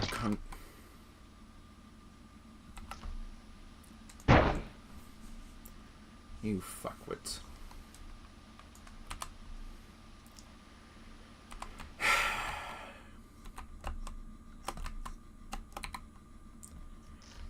Anyway.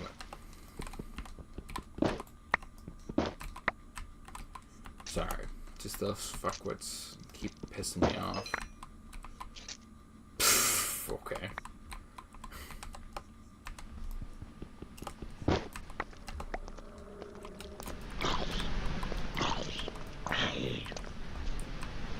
Anyway.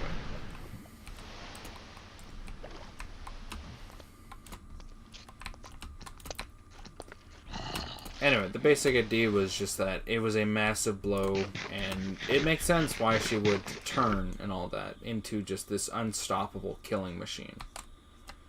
And then, again, the whole idea is that this is the crux of that motherfucking... Iona doesn't want to be killing all of these ships of the fog. She wants to bring them to peace and stuff like that.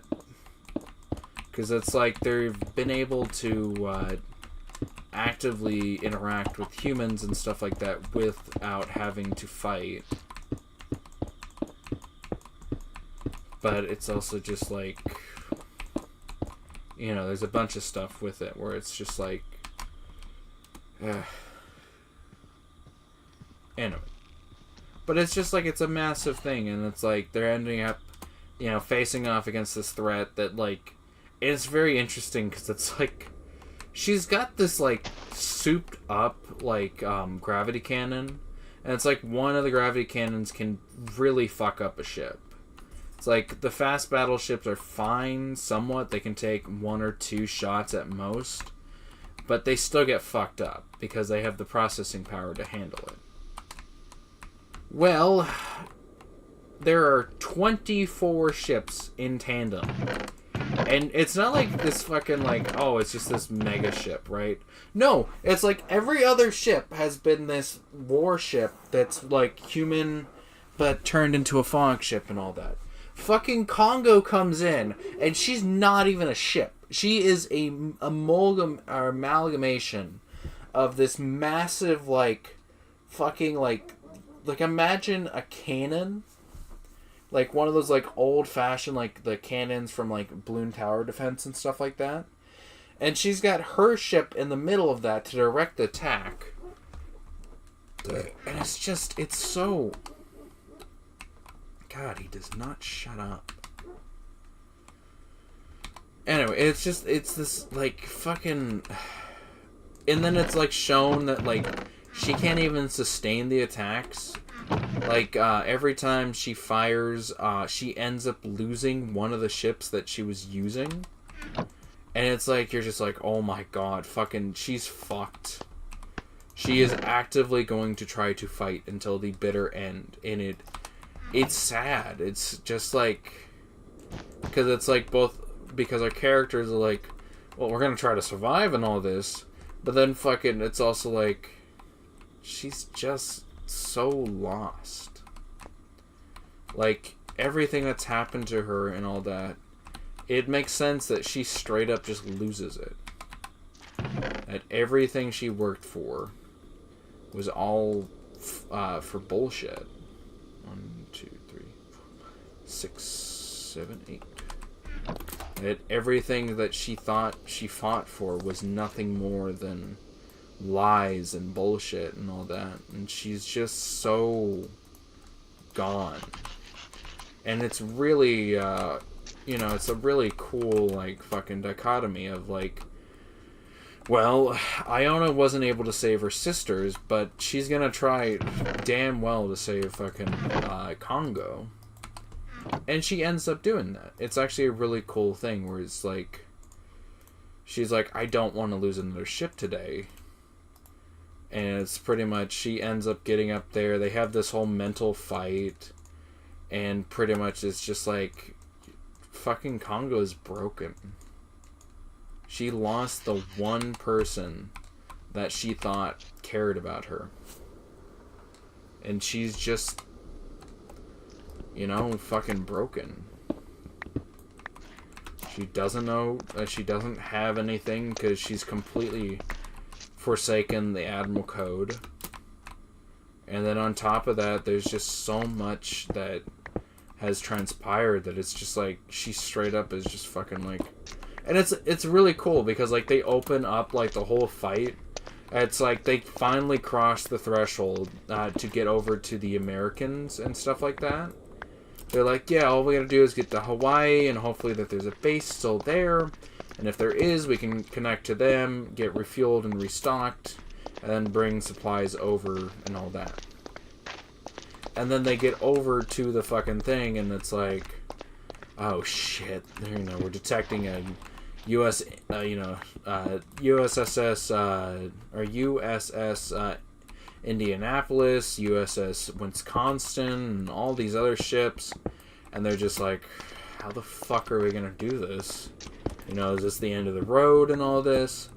And then fucking Congo comes in with a fucking steel chair as she just obliterates all of the fucking, all the American ships of the fog, and it's like, hey, thanks for the assistance. I don't think you're on our side, though. And she's like, I am here to kill you. And it's just like, yep, kind of thought that. And so, like, it's just this massive, like, okay, so that takes care of the other enemy. How about the one who's about to obliterate us? And it's just like, you know, this whole fight going on. Whole thing of Iona having to get up to Congo and all this and that. And it's just so, like, well done. And there's just a bunch of stuff with it. And then they get to the fucking, like, again, the conclusion ends up being that Congo stands down and pretty much, what is it? God damn it. She stands down and basically she, like, you know, it's just one of those things where it's like, it's a very, like, it's definitely one of those, like, things where it's like I'm kind of torn with the ending, not because it's bad, but because I'm just like,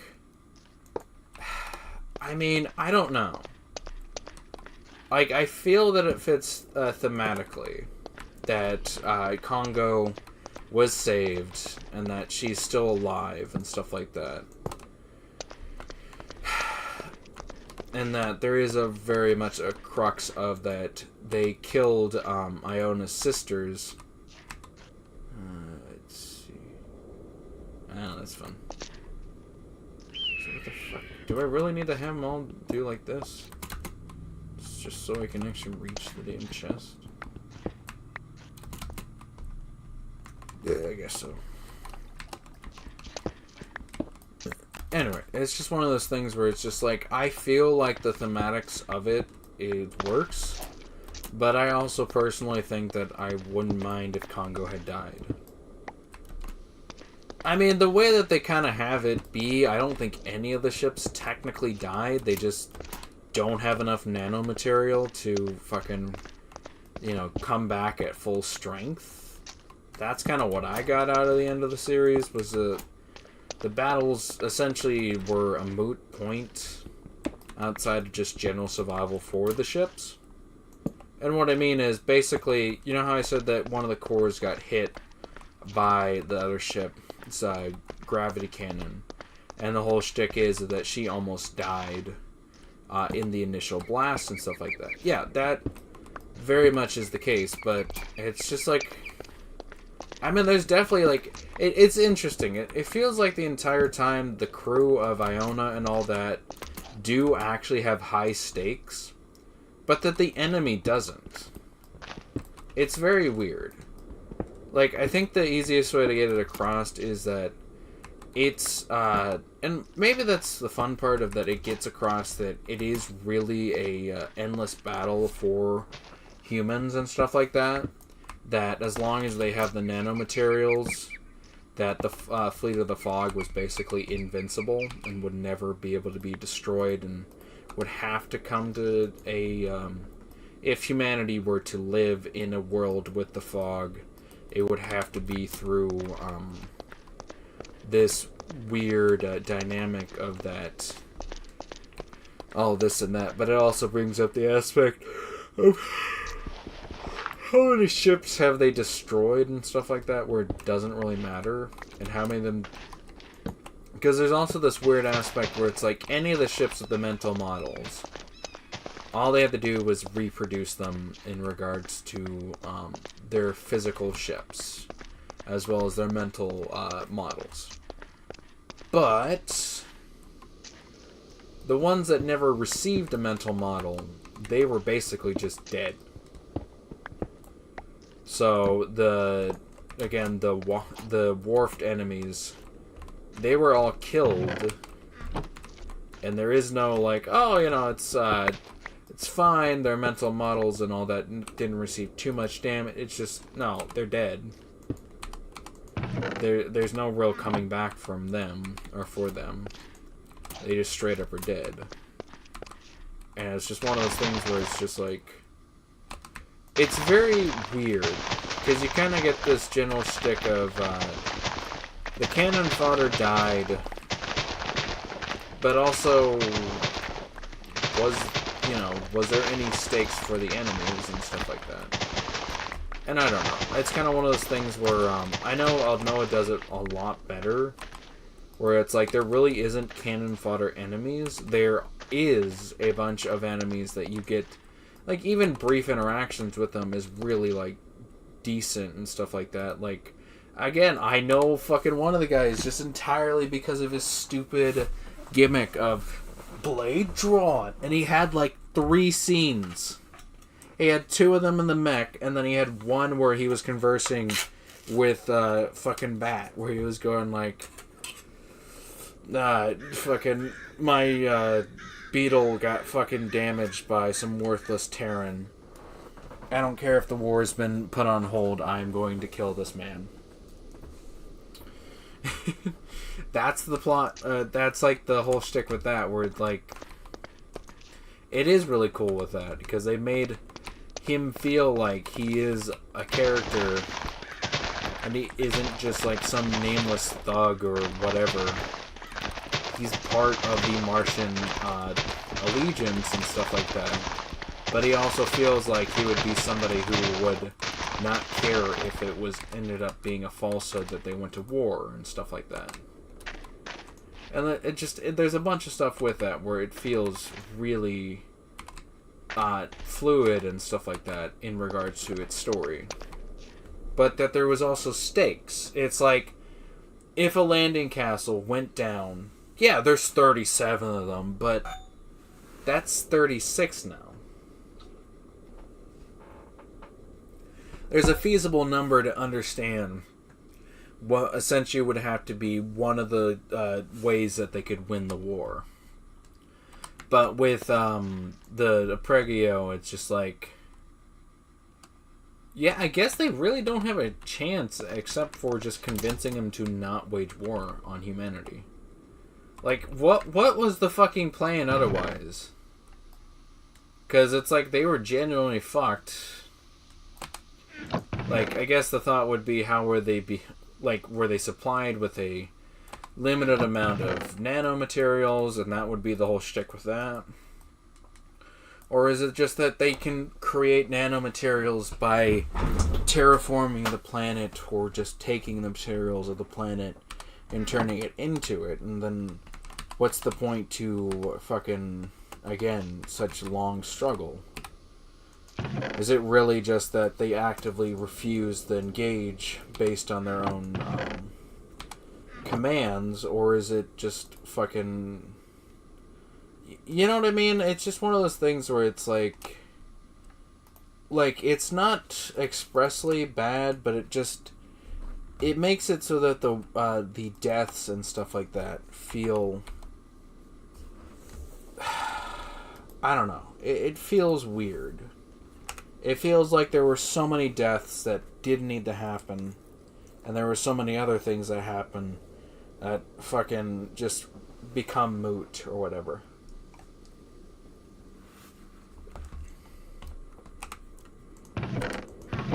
But yeah, I don't know. It's just something I'm fucking...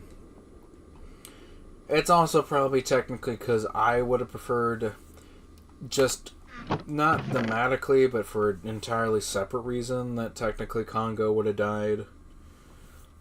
But again, it just goes against the thematics of the story, and it's just more of an entirely personal reason that, again, it's just one of those things. So I can actually make osmium real quick. The biggest issue is actually going to be, which was it? It was,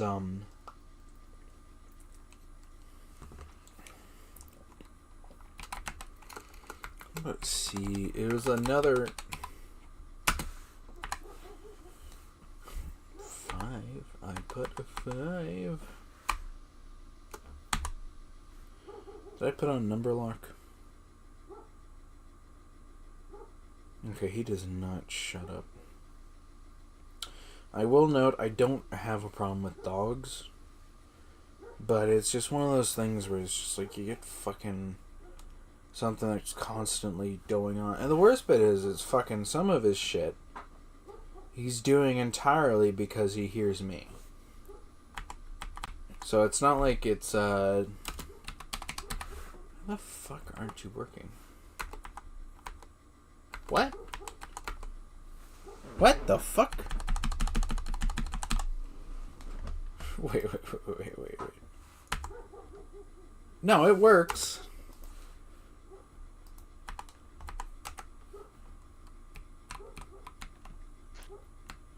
No, it works. Okay, what the fuck?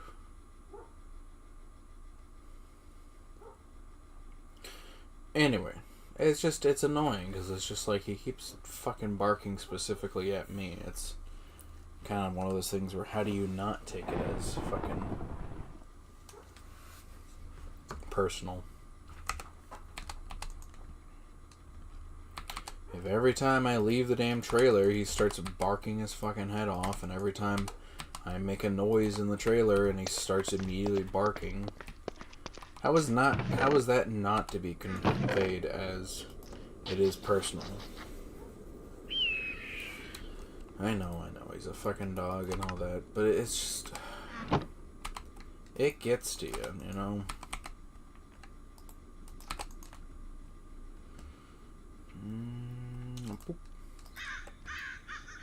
Alright. So, Manilium and Diamond are the 2 seeds in the top tier. And then it's the other ones that I gotta remember. Because there's 2 tier 2 ones I want. It is motherfucking fire and fucking something else, was it? Oh, aluminum. Oh shit, there's 3. Technically, isn't there 4? Yeah, but fuck it.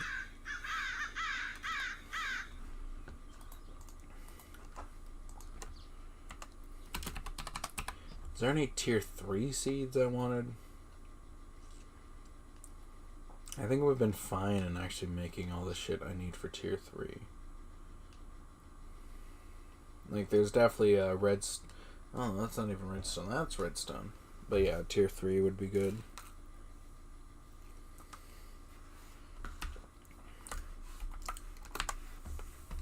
And then tier 4. Oh, that's interesting. Steel. That's right. We need steel, and I think there's another one we need. Or is that it? No, I think that's it. Just steel? Okay. Well.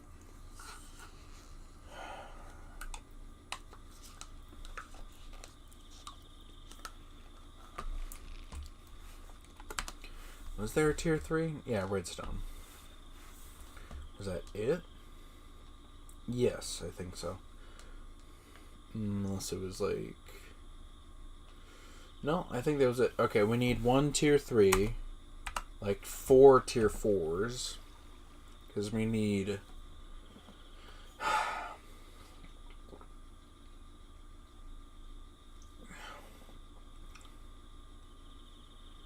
Because we need aluminum, copper, and then fire, and then dye. And then tier 4, we need... I think it was... Wasn't any?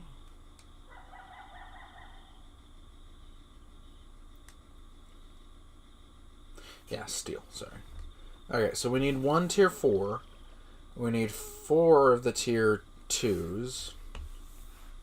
And then did we... Again, I need to fucking... Yes, 1 tier 3. And then we need fucking diamond And I think that's about it for now. Oh, no, tier 2, tier 5s. Yes. Should make a notepad.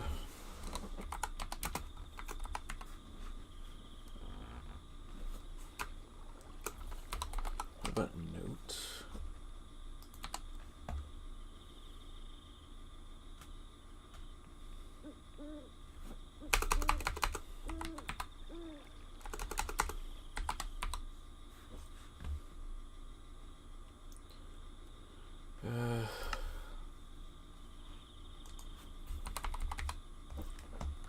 Was there a checklist?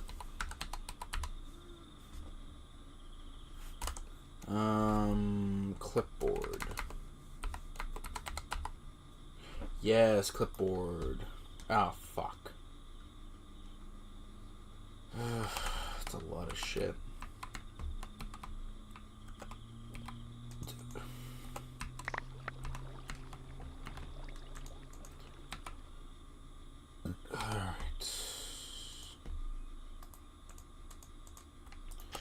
Paper.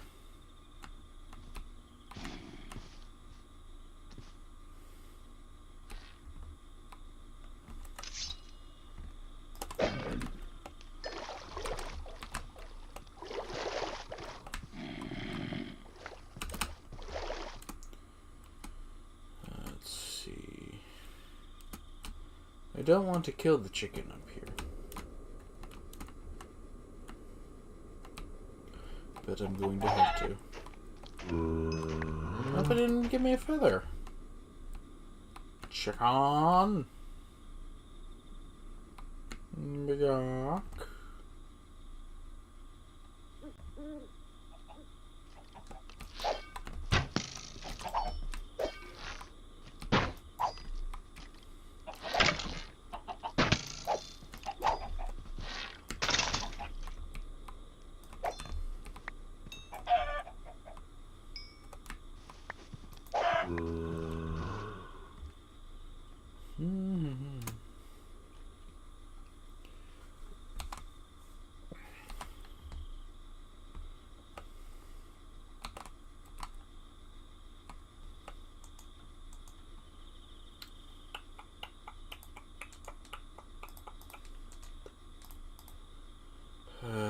Something like that, and then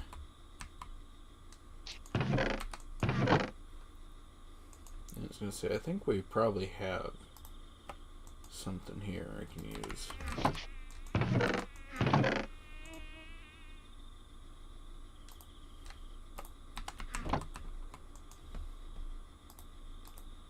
Yeah, okay.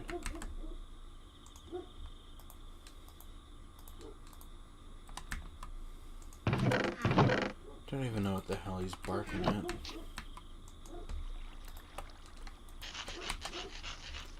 Alright.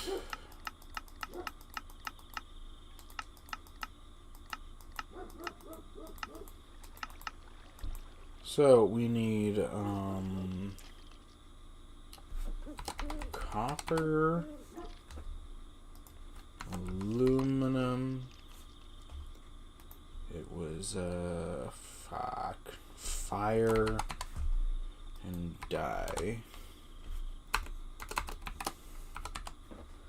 And then we needed redstone. And then to the next tier we needed steel. And I think that's it for that one. And then it's annealium.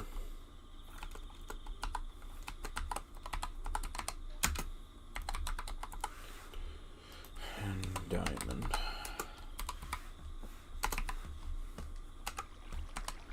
So, let's start getting to work on it.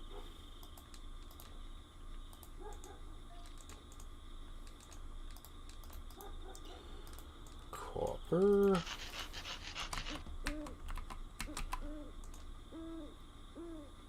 Should be fine. Drop 2 in there. Don't drop any gold. Fuck. What was osmium? Osmium is tier 4, isn't it? Ah, fuck me. And this one we actually have to smelt anyway.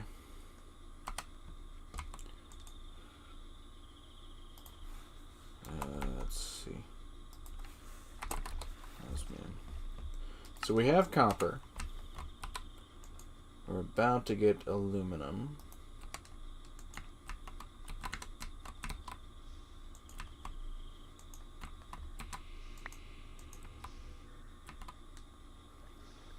Okay, I don't know what the fuck that noise was.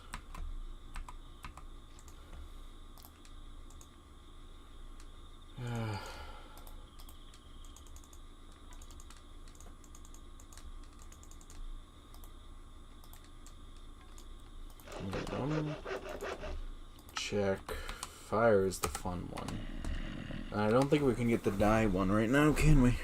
Well, what the fuck did we need for dye?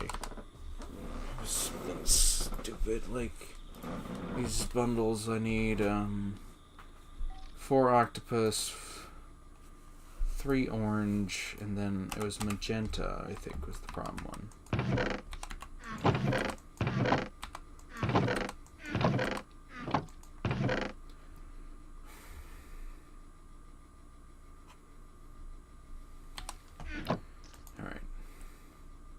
Copper, aluminum, these two, that. Okay.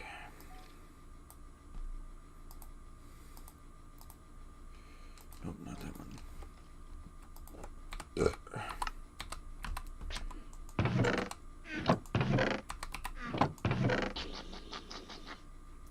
Okay, so what do I need? It was, technically that would work too, right? Nope, I need octopus in particular.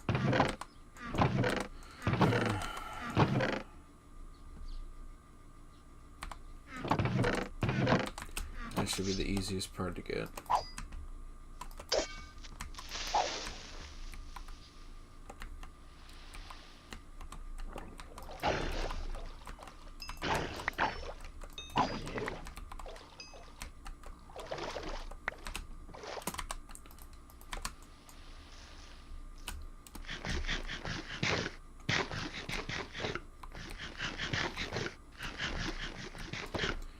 Alright. So.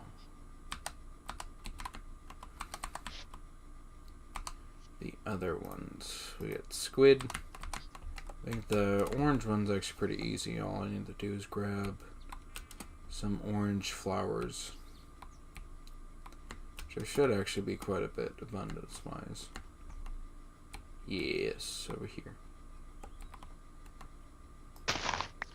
Oh, these might not be it. Nope. Yeah, I remember that. Orange? Oh, red. I collected a couple of them somewhere nearby.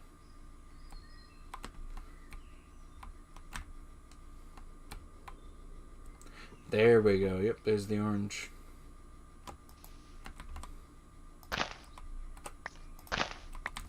I think we just need 2. No, we need 4 of this plant. Alright, so that's 2 of that taken care of. Cyan is just green. That was the thing I needed to cook for... I swear I ran through some of this at an earlier time. I think I had everything but some of it. I guess we'll just pull this. And then just water this real quick.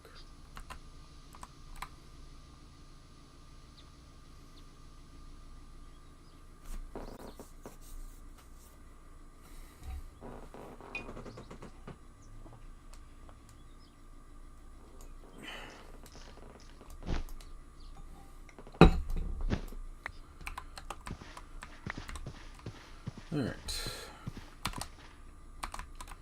So some cactus. put that down. Okay, and then the last bit is the fun one. Because I need red and white.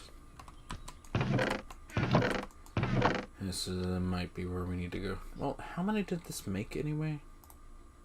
4. Okay, so just take that, take one of these, then, yeah. Oh, I need 5 total of the lapis.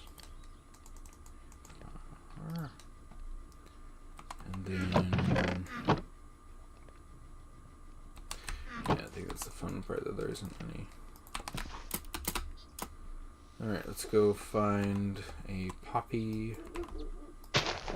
See, I'm pretty sure he's just fucking barking at me.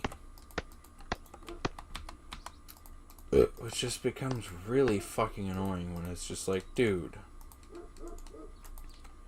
can you fucking leave me alone? I'm in my own fucking trailer. I don't need you fucking barking at me. Just to be an ass. Alright, get that, get that, get that, get that. I don't know, fucking call me so fucking... whatever, it's just fucking annoying. Alright, last bit. We need a shit ton of buckets.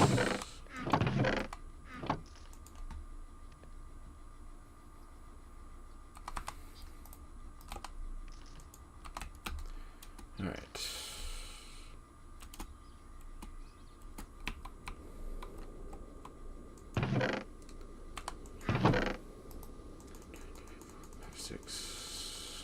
Should be 12, I'm pretty sure.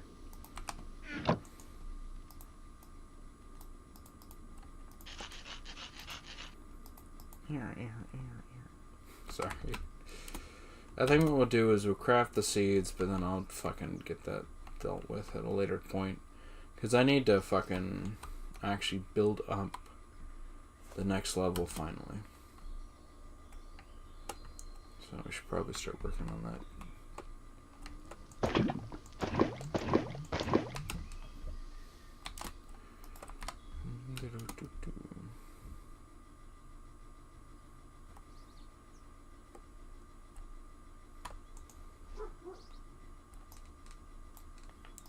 Fire seeds. He just doesn't shut up, does he?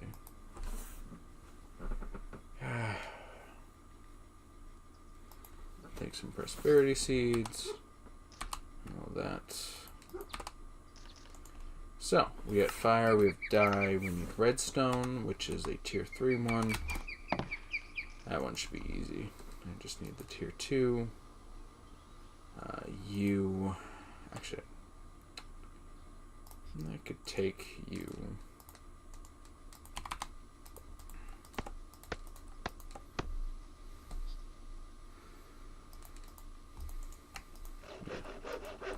That's the idea. Okay. Well, I need to get this brought up to tier 3, and then I need to bring that there, and then like 4 pieces of redstone, right?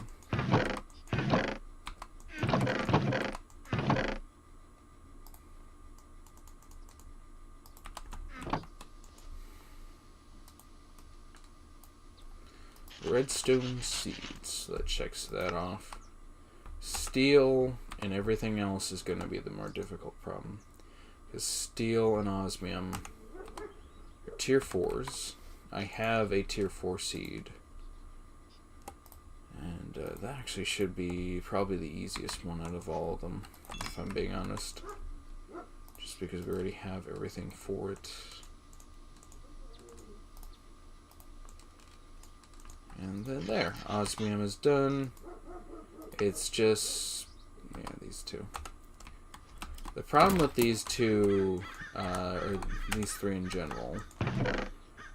Oh, fuck, I don't have enough manilium. I have cobalt, I just need argon.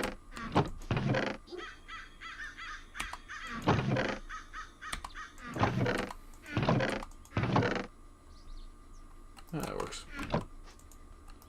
Throw those in there. They'll require a lot of heat, but that's fine. Alright, so.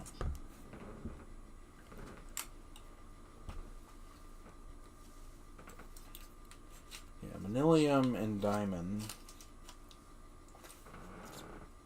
will, funnily enough, be the most straightforward out of the remaining ones.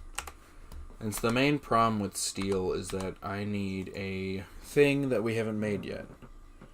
An enrichment. No, sorry. Metallurgic.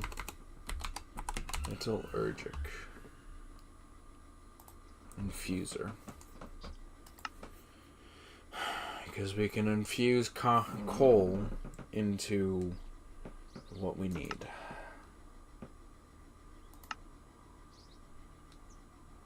Yeah, to make steel. Oh, fuck me. We can't just smelt this. We have... Oh my god. So we need to throw 2 coal into it.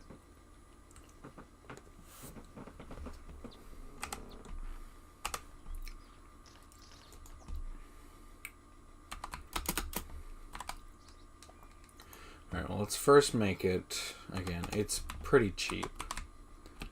I just need 2 pieces. That, some ferni.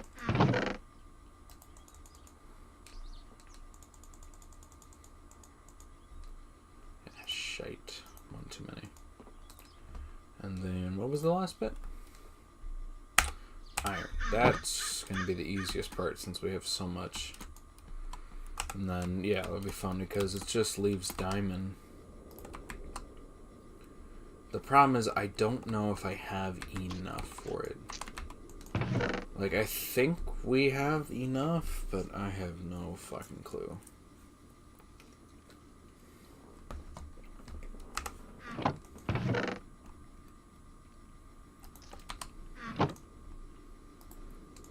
It was something like... Oh, wait.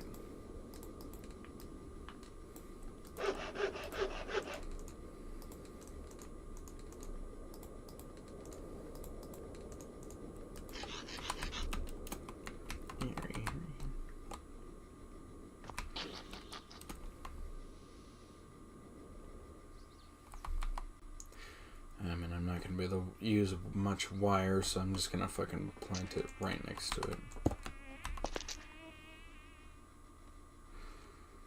Alright. 3, 4, 5, 6, 7, 8.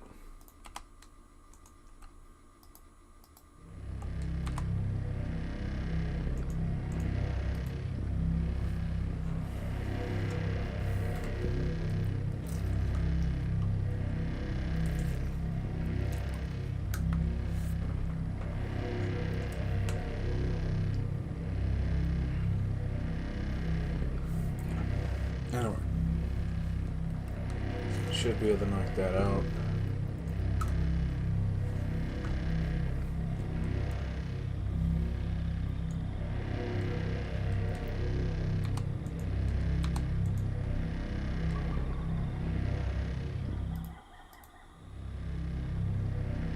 And then knock that out, and then, yeah, we'll have steel.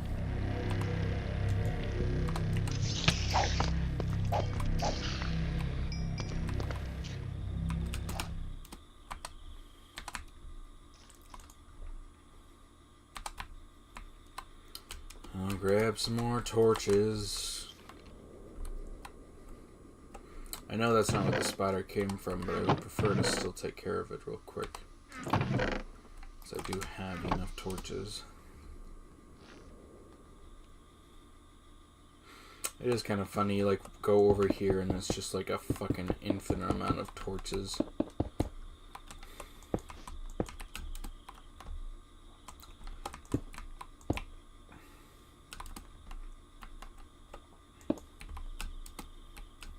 There.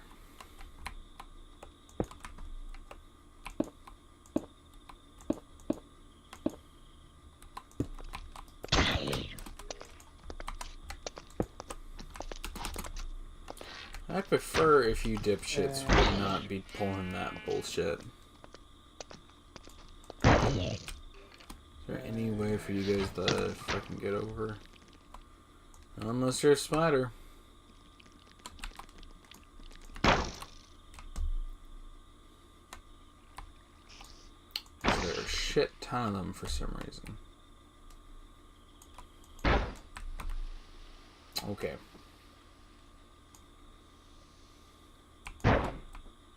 Yeah, I do wonder that if the spiders can drown.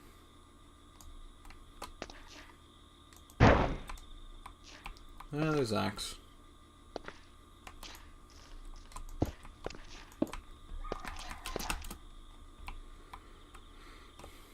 Alright, steel dust. And then I just need to cook the steel dust into steel.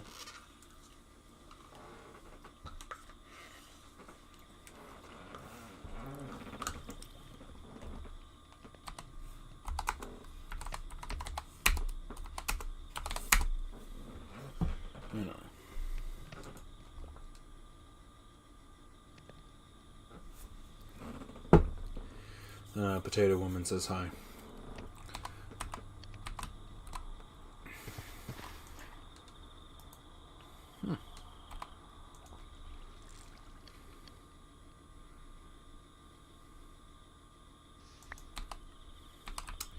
Alright, so.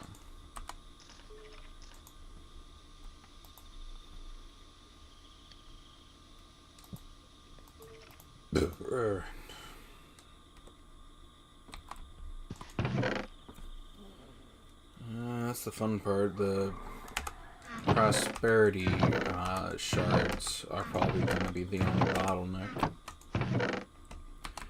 Which is good. It means that we've developed decently enough that it's not essence anymore that's going to be the biggest bottleneck. That's the biggest issue with the lower areas, is just that there's so much bottlenecking and everything. Well, that's not what I need. Just gonna take 5. Actually, don't I need just 3? Yeah. Do I already have... No, because that was the fun part.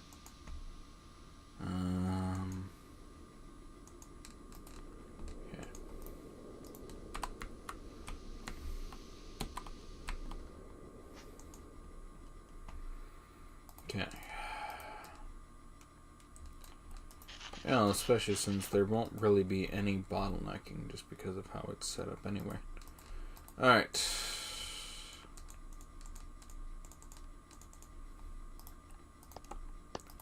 So now that we get that,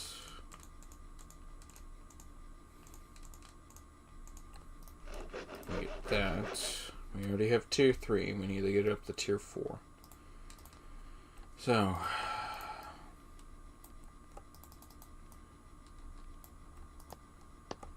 okay.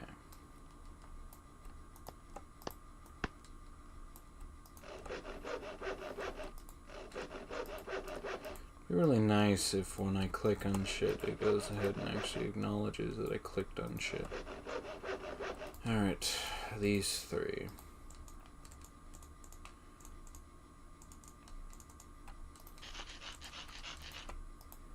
Here. Alright. So that's not enough. Okay. Because that can get 1 of these up to tier 4. Okay.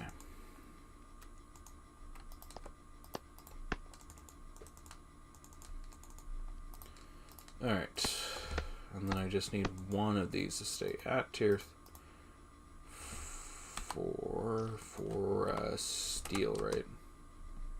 Yes, that's right.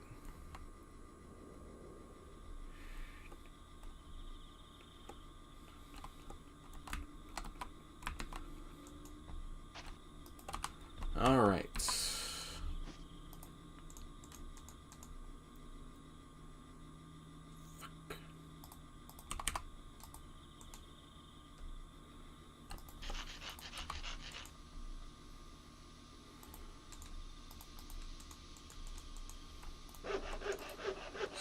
steel. Okay, good.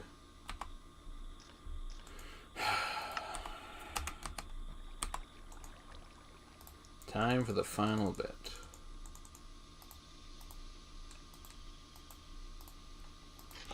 Tier 5. Anilium.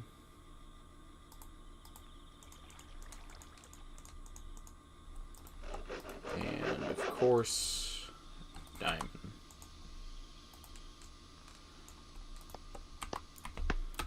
Alright, we have everything we need.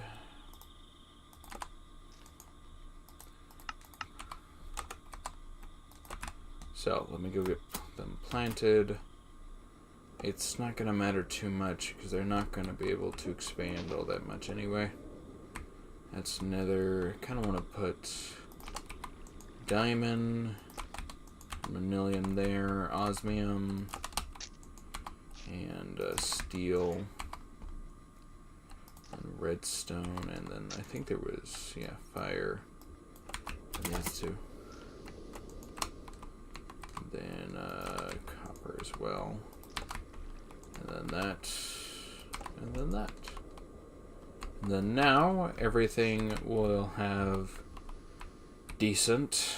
We can start working with steel, since steel is going to be very necessary for some of the ingredients and all that.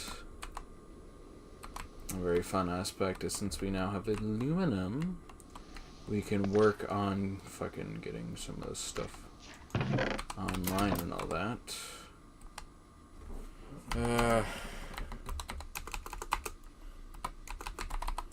Working on the farm.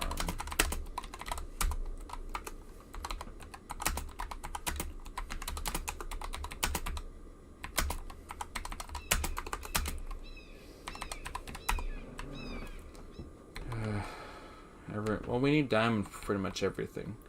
Steel is what we need for a bunch of the fucking lunar and all that stuff. Alright, so if you have spare, can I have some?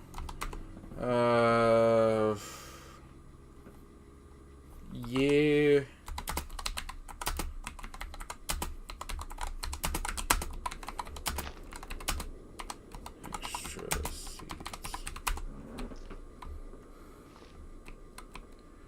Right now we don't have really like one of everything except essence and some of the stuff.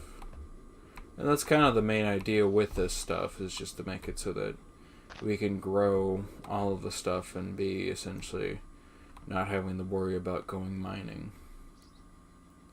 I still want to build a massive quarry though. Get that figured out. Motivate. What am I on achievement-wise? Because ain't I still technically on... Huh. I will say I don't get why the hell this isn't considered a portal to hell. I will say a fun aspect of... there it is. Is it because I need a flint and steel? That has got to be the stupid... That probably is the reason. Because I technically didn't light that portal with a flint and steel. I light it with a flint and blaze. The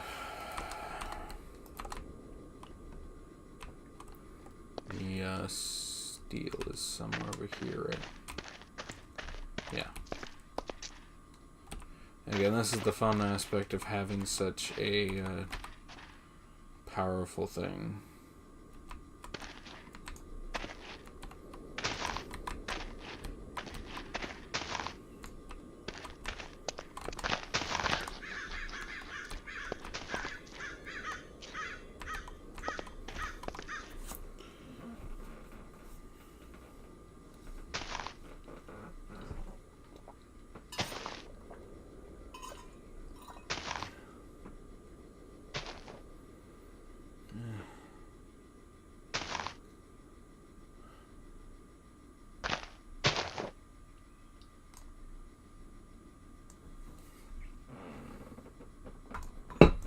That's another.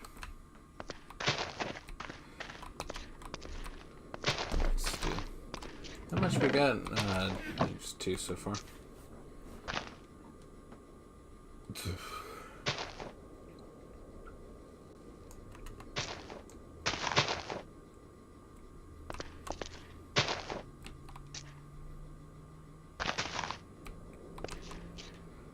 Unless we double.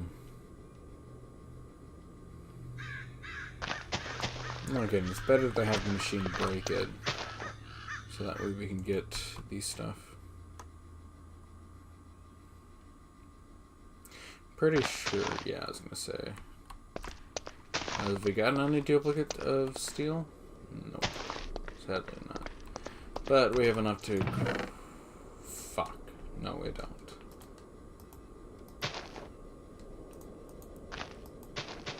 I need... Oh, well that... No, that... We just need 1.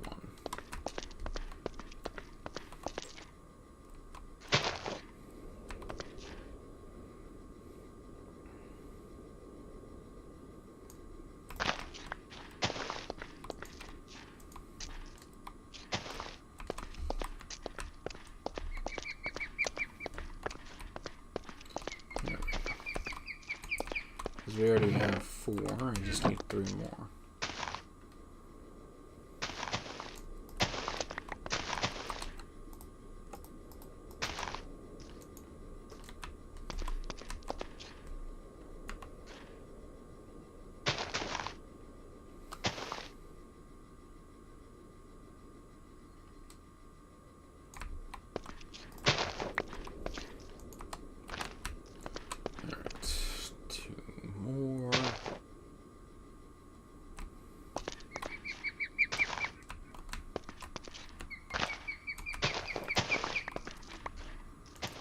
There we go.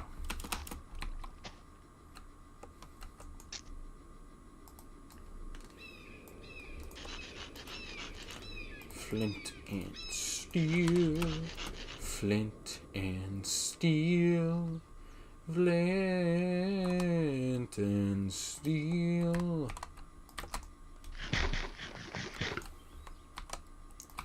Flint and steel.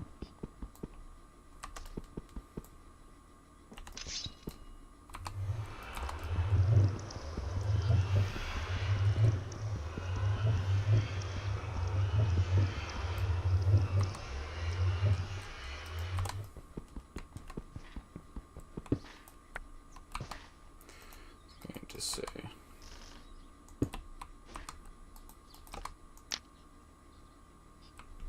that doesn't count?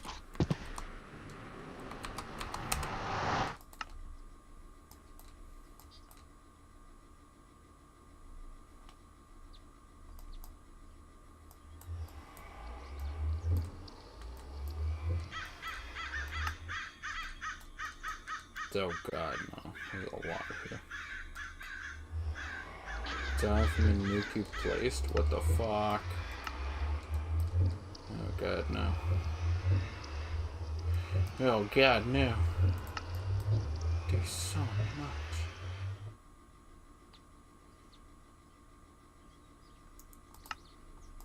Yeah, there is a lot though. Solar power resonator. Luminescence. Wrench it.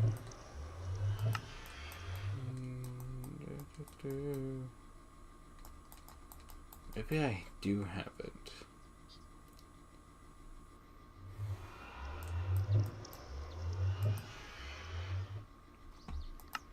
Magic.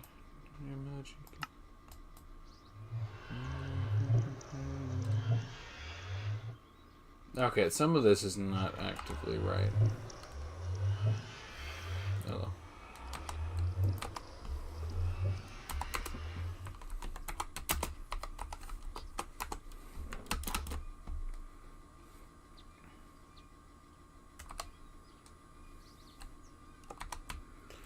Alright.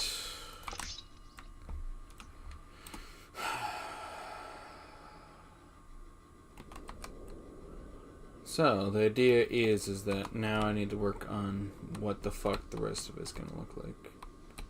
I know one thing I was wanting to do, and I need to find the wood for that, actually. Would spruce work well?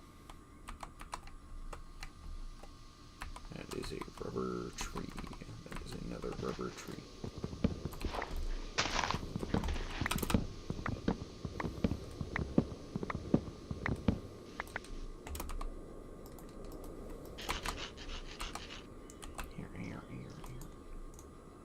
You cannot tell me it does not sound like that. Alright. I know I keep acting like somebody's fucking disagreeing or something like that, but... Here. I didn't technically check to see if anyone was chatting on Twitch. I apologize for that. Didn't seem like there's anything on that one. And we go onto there, and nope, nothing here. It is appreciated that we have so many people tuning in. Yeah, we got decent bit. Close to 20 minutes per person, so that's pretty good.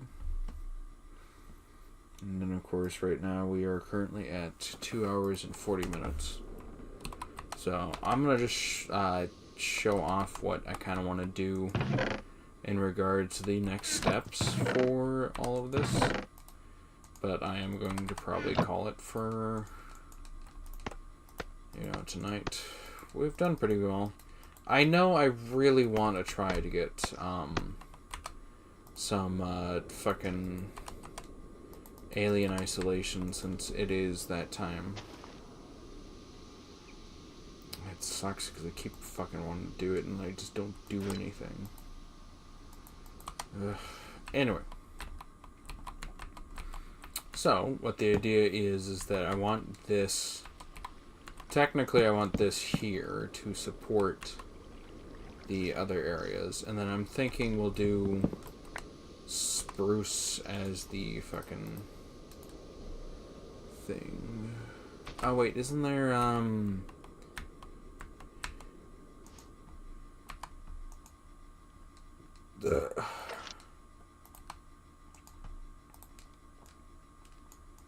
Can these get chiseled? No, they cannot. It's just the idea of something like this. And then we can chisel that. What do we want to make it?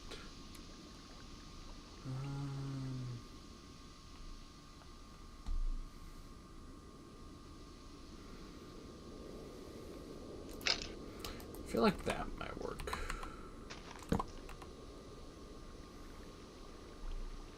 It does look a little off, doesn't it?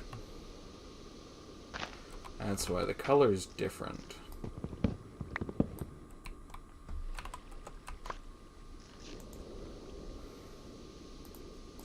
You know what I'm gonna do?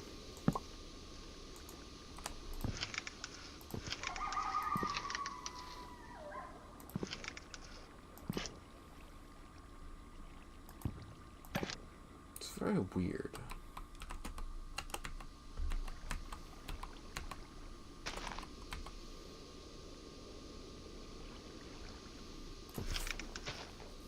Because that's the same color.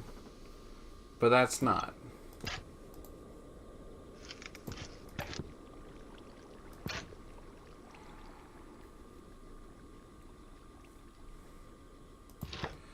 The other thing in a fancy crate or disarray vertical. I think disarray vertical looks decent. But I don't like this. This looks bad.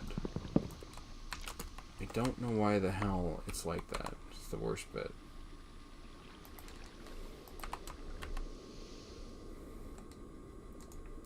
I would take it slabs, don't want to do it either. But we'll see. Nope, do it. Okay.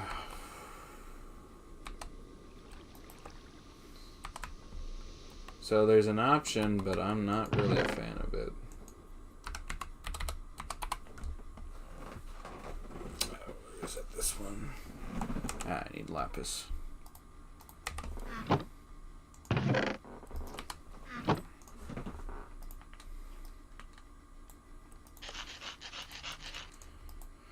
Alright.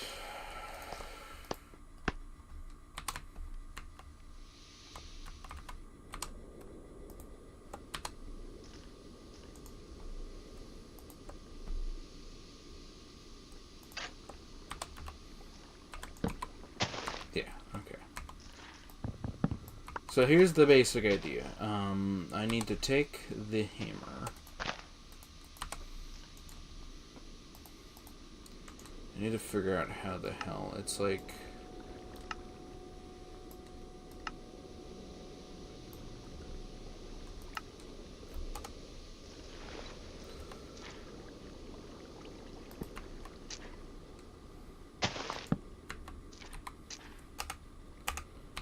Alright, and then that should work pretty well.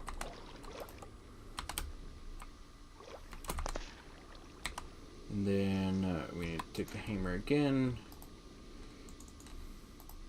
And I think it's 16, 16, 8 is the idea. Oh no, it's not.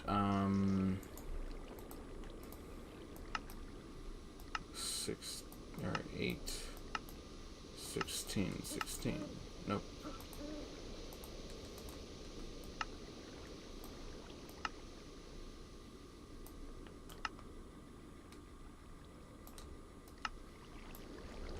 That's what it is. Okay. Alright. And then that's the idea.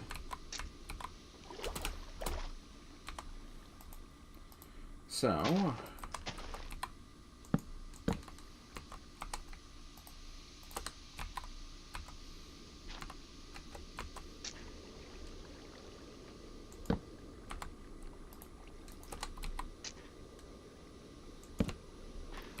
It's a little bit custom work, but you...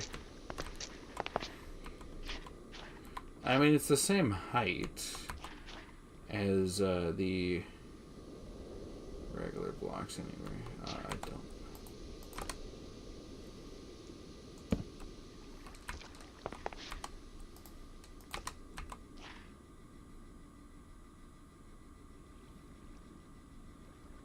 Oh, you know what's fun? I didn't even finish what the fuck I was talking about, the anime stuff. Anyway, the basic idea was just that, I finished the, fucking, Gargantua, on the Verdunous planet and all that. And the thing is that, pretty much at the end of the whole thing, there was just this whole plot about how, basically, Leto was willing to sacrifice himself to allow it so that humanity would get a better shot. No, I think it's the fun part that goes up one more. He was willing to sacrifice himself is the whole shtick. But then, at the last second, basically Chamber, his mech, basically was like, you are not fit for service right now. Your mindset is not that of a military combatant. So I have to reject you from the mech and all that. And it's kind of one of those sweet moments where it's like, the whole idea is that Chamber has been fucking his ride or die this entire time. And so to have Chamber basically go like, yeah, dude, I can't have you in the cockpit. You're technically a civilian. It's a very interesting thing because it's like, you know, it's like... And then there's this whole, like, the whole shtick is that there's this fight between Chamber, Leto, and, of course, the Striker. And then there's the whole fun aspect of the Striker is like, I am following the Alliance, you know, stuff and stuff like this. But then motherfucking Chamber is just like, you are acting as a god You are not acting as a servant. Us, mechs are are to serve humanity, not to cause it, not to enslave it to our own actions. And it's just very, like, really cool, like, just, like, there's this whole sociological part of the fight where it's just, like, Chamber is, like, it's kind of fun because it's, like, the whole time, like, prior to this, like, it was only a little bit prior that Chamber was straight up like, yeah, I haven't been connected to the, fucking Alliance stuff. And it's kind of fun because it's like, so, like, he helps out with clearing out the whale squid, and then it's like he realizes that the whale squid are actually, it's very interesting. It's basically humans went one of two ways. One, they evolved into whale squid, and two, they chose to not evolve and then hated the whale squids for forsaking humanity and blah blah blah.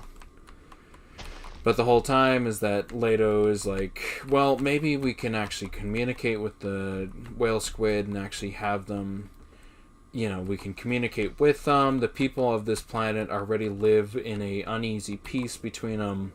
It's not unreasonable to believe that maybe humanity as a whole could communicate instead of trying to just kill them off and stuff like that.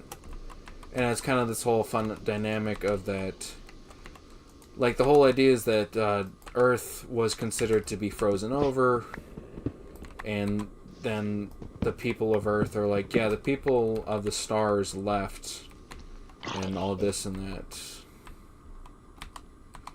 But, there's a lot of, like, little things here and there that, like, there's this whole,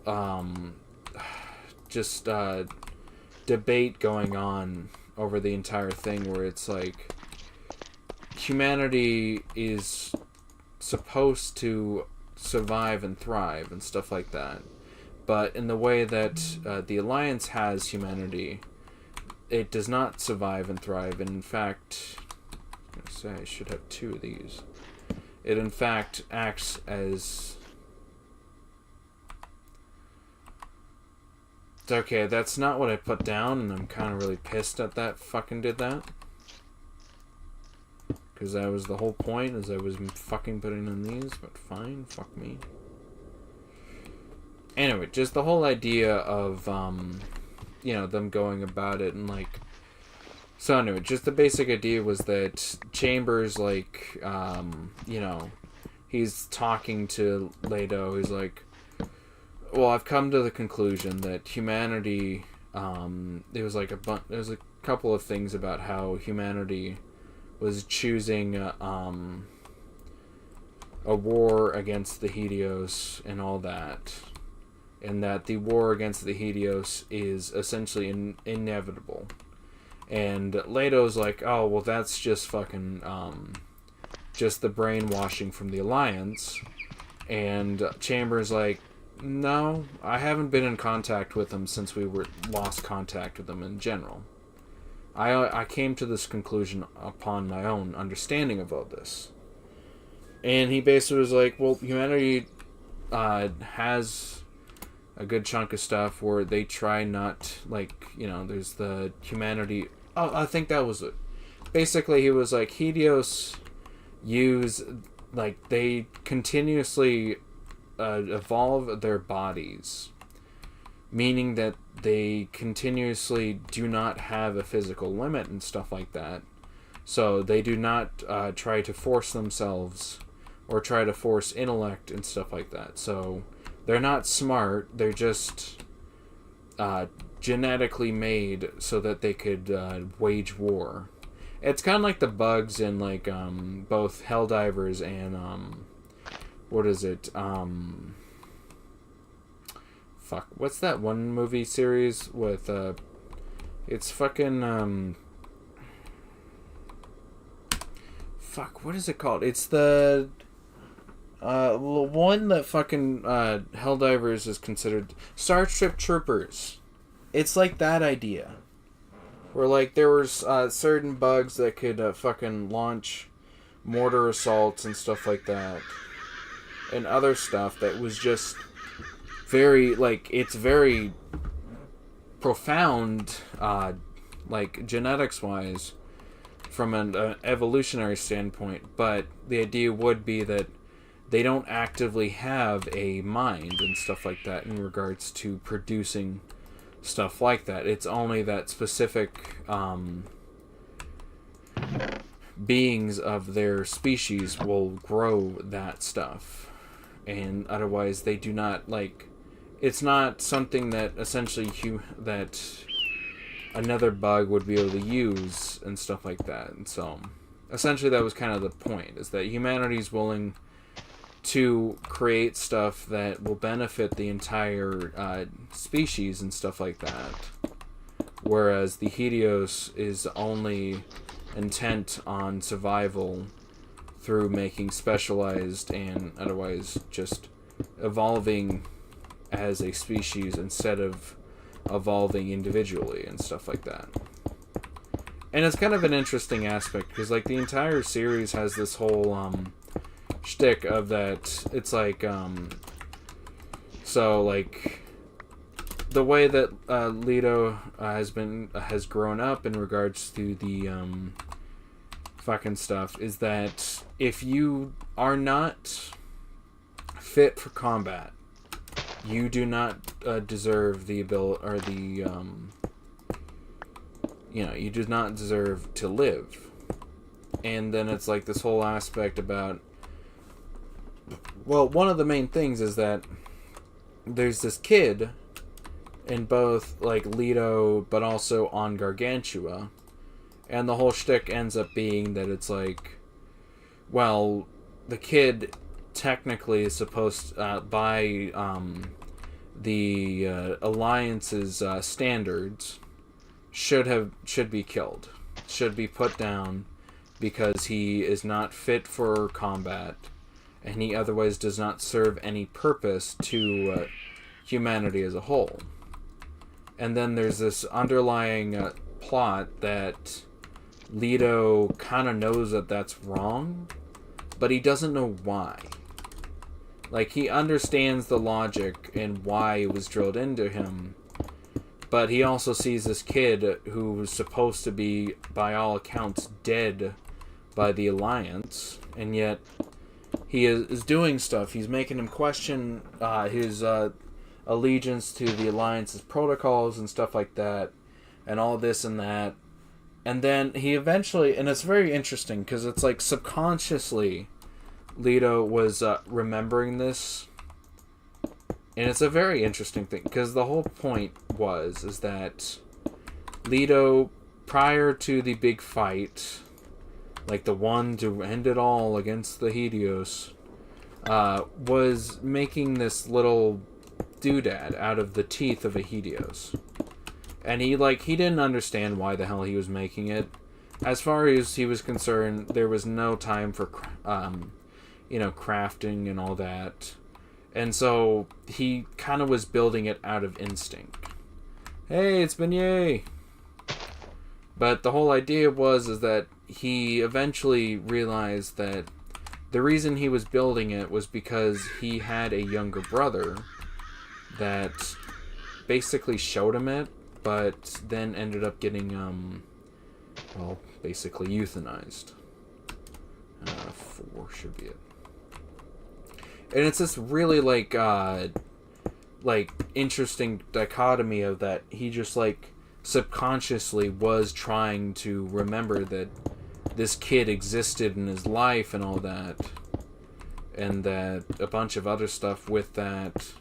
There's also the aspect about how the Helios, again, were just this, they're just humanity, but they chose to evolve their bodies and stuff like that. So there's this whole plot point of, he, figures it out. He's, he finds data that shows the evolutionary of the Helios and all that. And he's just so disgusted with the amount of carnage and death he's wreaked upon them, all because they've been considered to be enemies of humanity and stuff like that.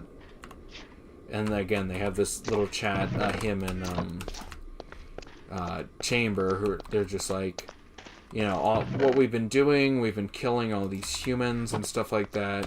And then Chamber just goes like, we're not killing humans, but we're not doing it right either. The Helios and humanity at this point do not have a chance of coexistence. Humanity intends to kill them, and they intend to kill humanity. So coexistence is not exactly theoretically possible, but it does not mean that they should express it. I don't know. I have to re-listen to exactly how that conversation went down, but I think they did a really good job with it. It's just kind of one of those things where it's like, I know it sounds stupid or whatever. It's like, oh, it's just profound in an anime, but I don't know. I was just thinking about how, again, Pregio had the whole shtick that they were wanting to make peace with humanity and stuff like that because of the actions of another group or whatever. I think I have this fucked up. Yeah, this is supposed to be a little bit over.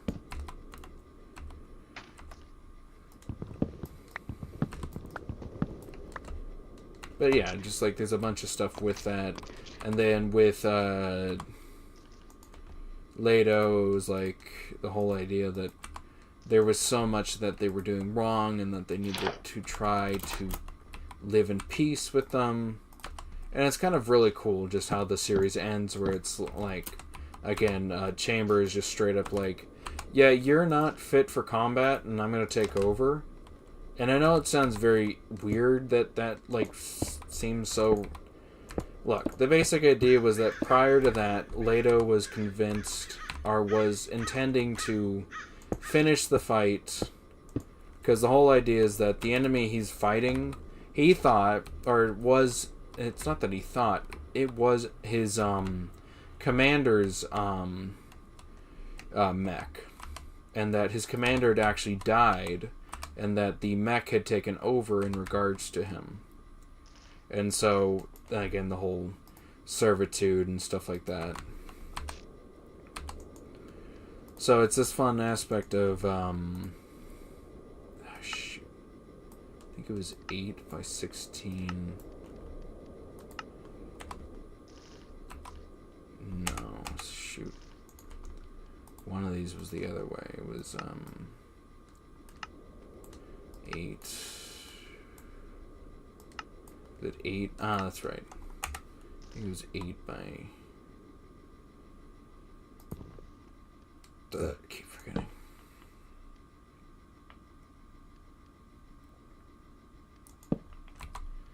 Anyway, it was this fun aspect of, just that, Leto was like, you know, humanity deserves a chance at living in peace with, the Helios, that we are nothing but, you know, a plague upon this planet, and that it would be better for our group to not, you know, continue to interfere with humanity and stuff like that. And so that if there was, you know, if he was going to go out, at the very least he could take out the striker unit.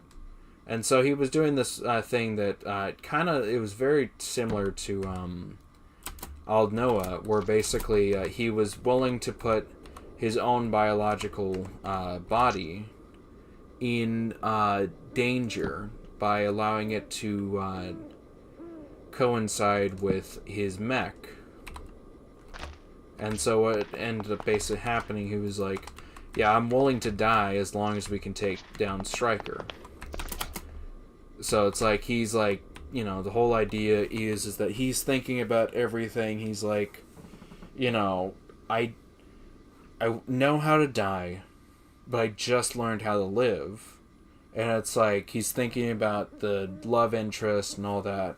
And he's like, you know, fucking, I just did all this to make sure that she would be safe and all that, and now I'm having to throw all of it away just to save her and stuff like that. And then Chamber's like, oh, well, pal, I don't think you're fit for combat. I think we're gonna have to take you out of action, or out of. It was like funny because like I can't have non-combatants in my fucking mech or in my cockpit, and it's like this really like, that's so like it's one of those things where like the whole time Leto and Chamber have been kind of operating in that they're military and that everything they pretty much talk is a military like speech and all that. That this nutritionally is okay when he mashes up a bunch of fish instead of bringing them whole. And then a bunch of other stuff where it's like, by all accounts, this should be fine. And then everyone's like, what the fuck, dude? You just fucking ruined the harvest. And it's just a bunch of stuff like that. And it's just one of those things where, like, they did really well in making it feel like you felt that they were learning and stuff like that. Alright, so yeah, this is essentially what I was talking about with just making a little snippet and stuff like that. Pretty sure I'll do this. I might do one... No, because we have all this going down it. I might either do one along these sides as well, and then one across there. And then the idea will be we'll have a layer, the second layer and stuff like that, so we can finally get all of this online. And that way we can have separate farms and stuff like that. I don't think I need to go as tall as I was thinking. Just because, I mean, there's still plenty of seeds we can get. And that's a reason to keep going tall. But the way that we have it all set up, it should be fine. I just know I need to really start looking at storage stuff. Like, I know we can do pipes and stuff like that. So, like, basic mechanical pipes. This is for fluids, but, like, there's another one. It's, like, somewhere, I think. Is it, it's not wire. It's, like, cable or something. No, it's a different thing. Yeah, we might actually just make... Oh, I have to see if this stuff connects is the main issue. Oh, cable? No, I don't think this is. It's probably like tube. It's a tuba. Not an instrument. Gases. What was the thing? Let's see. Oh, is it literally just called logistical transporter? I wonder. Diversion transporter. Ultimate. Capable. Elite. Basic. It's weird that it's not giving me a... Yeah, basic logistical. We need steel and we need electric, which we need redstone and osmium. Again, there's a bunch of stuff with this stuff that we need the resources from the fucking farm. And this is why I put priority into getting the farm up and running. So yeah. And I could make the fucking wire or whatever. What was it? It was either wire or fucking something else.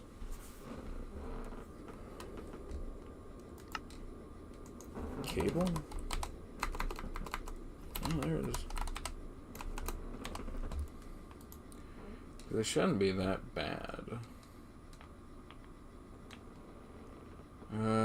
All it is steel and redstone.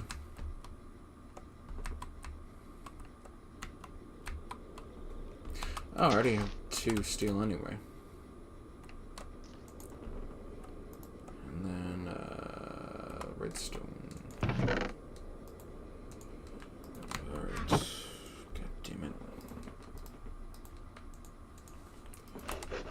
So I need to see if this... Okay, it does connect. What about you?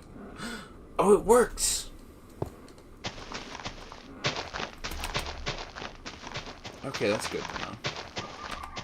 And since we have that stuff, plus it makes like 8 instead of that one. Alright, I'm gonna end off here. I really do appreciate you guys tuning in for the stream. Sorry, Binya, I do have to cut it off, but I need sleep. I really do appreciate you guys tuning in. You guys could like and subscribe.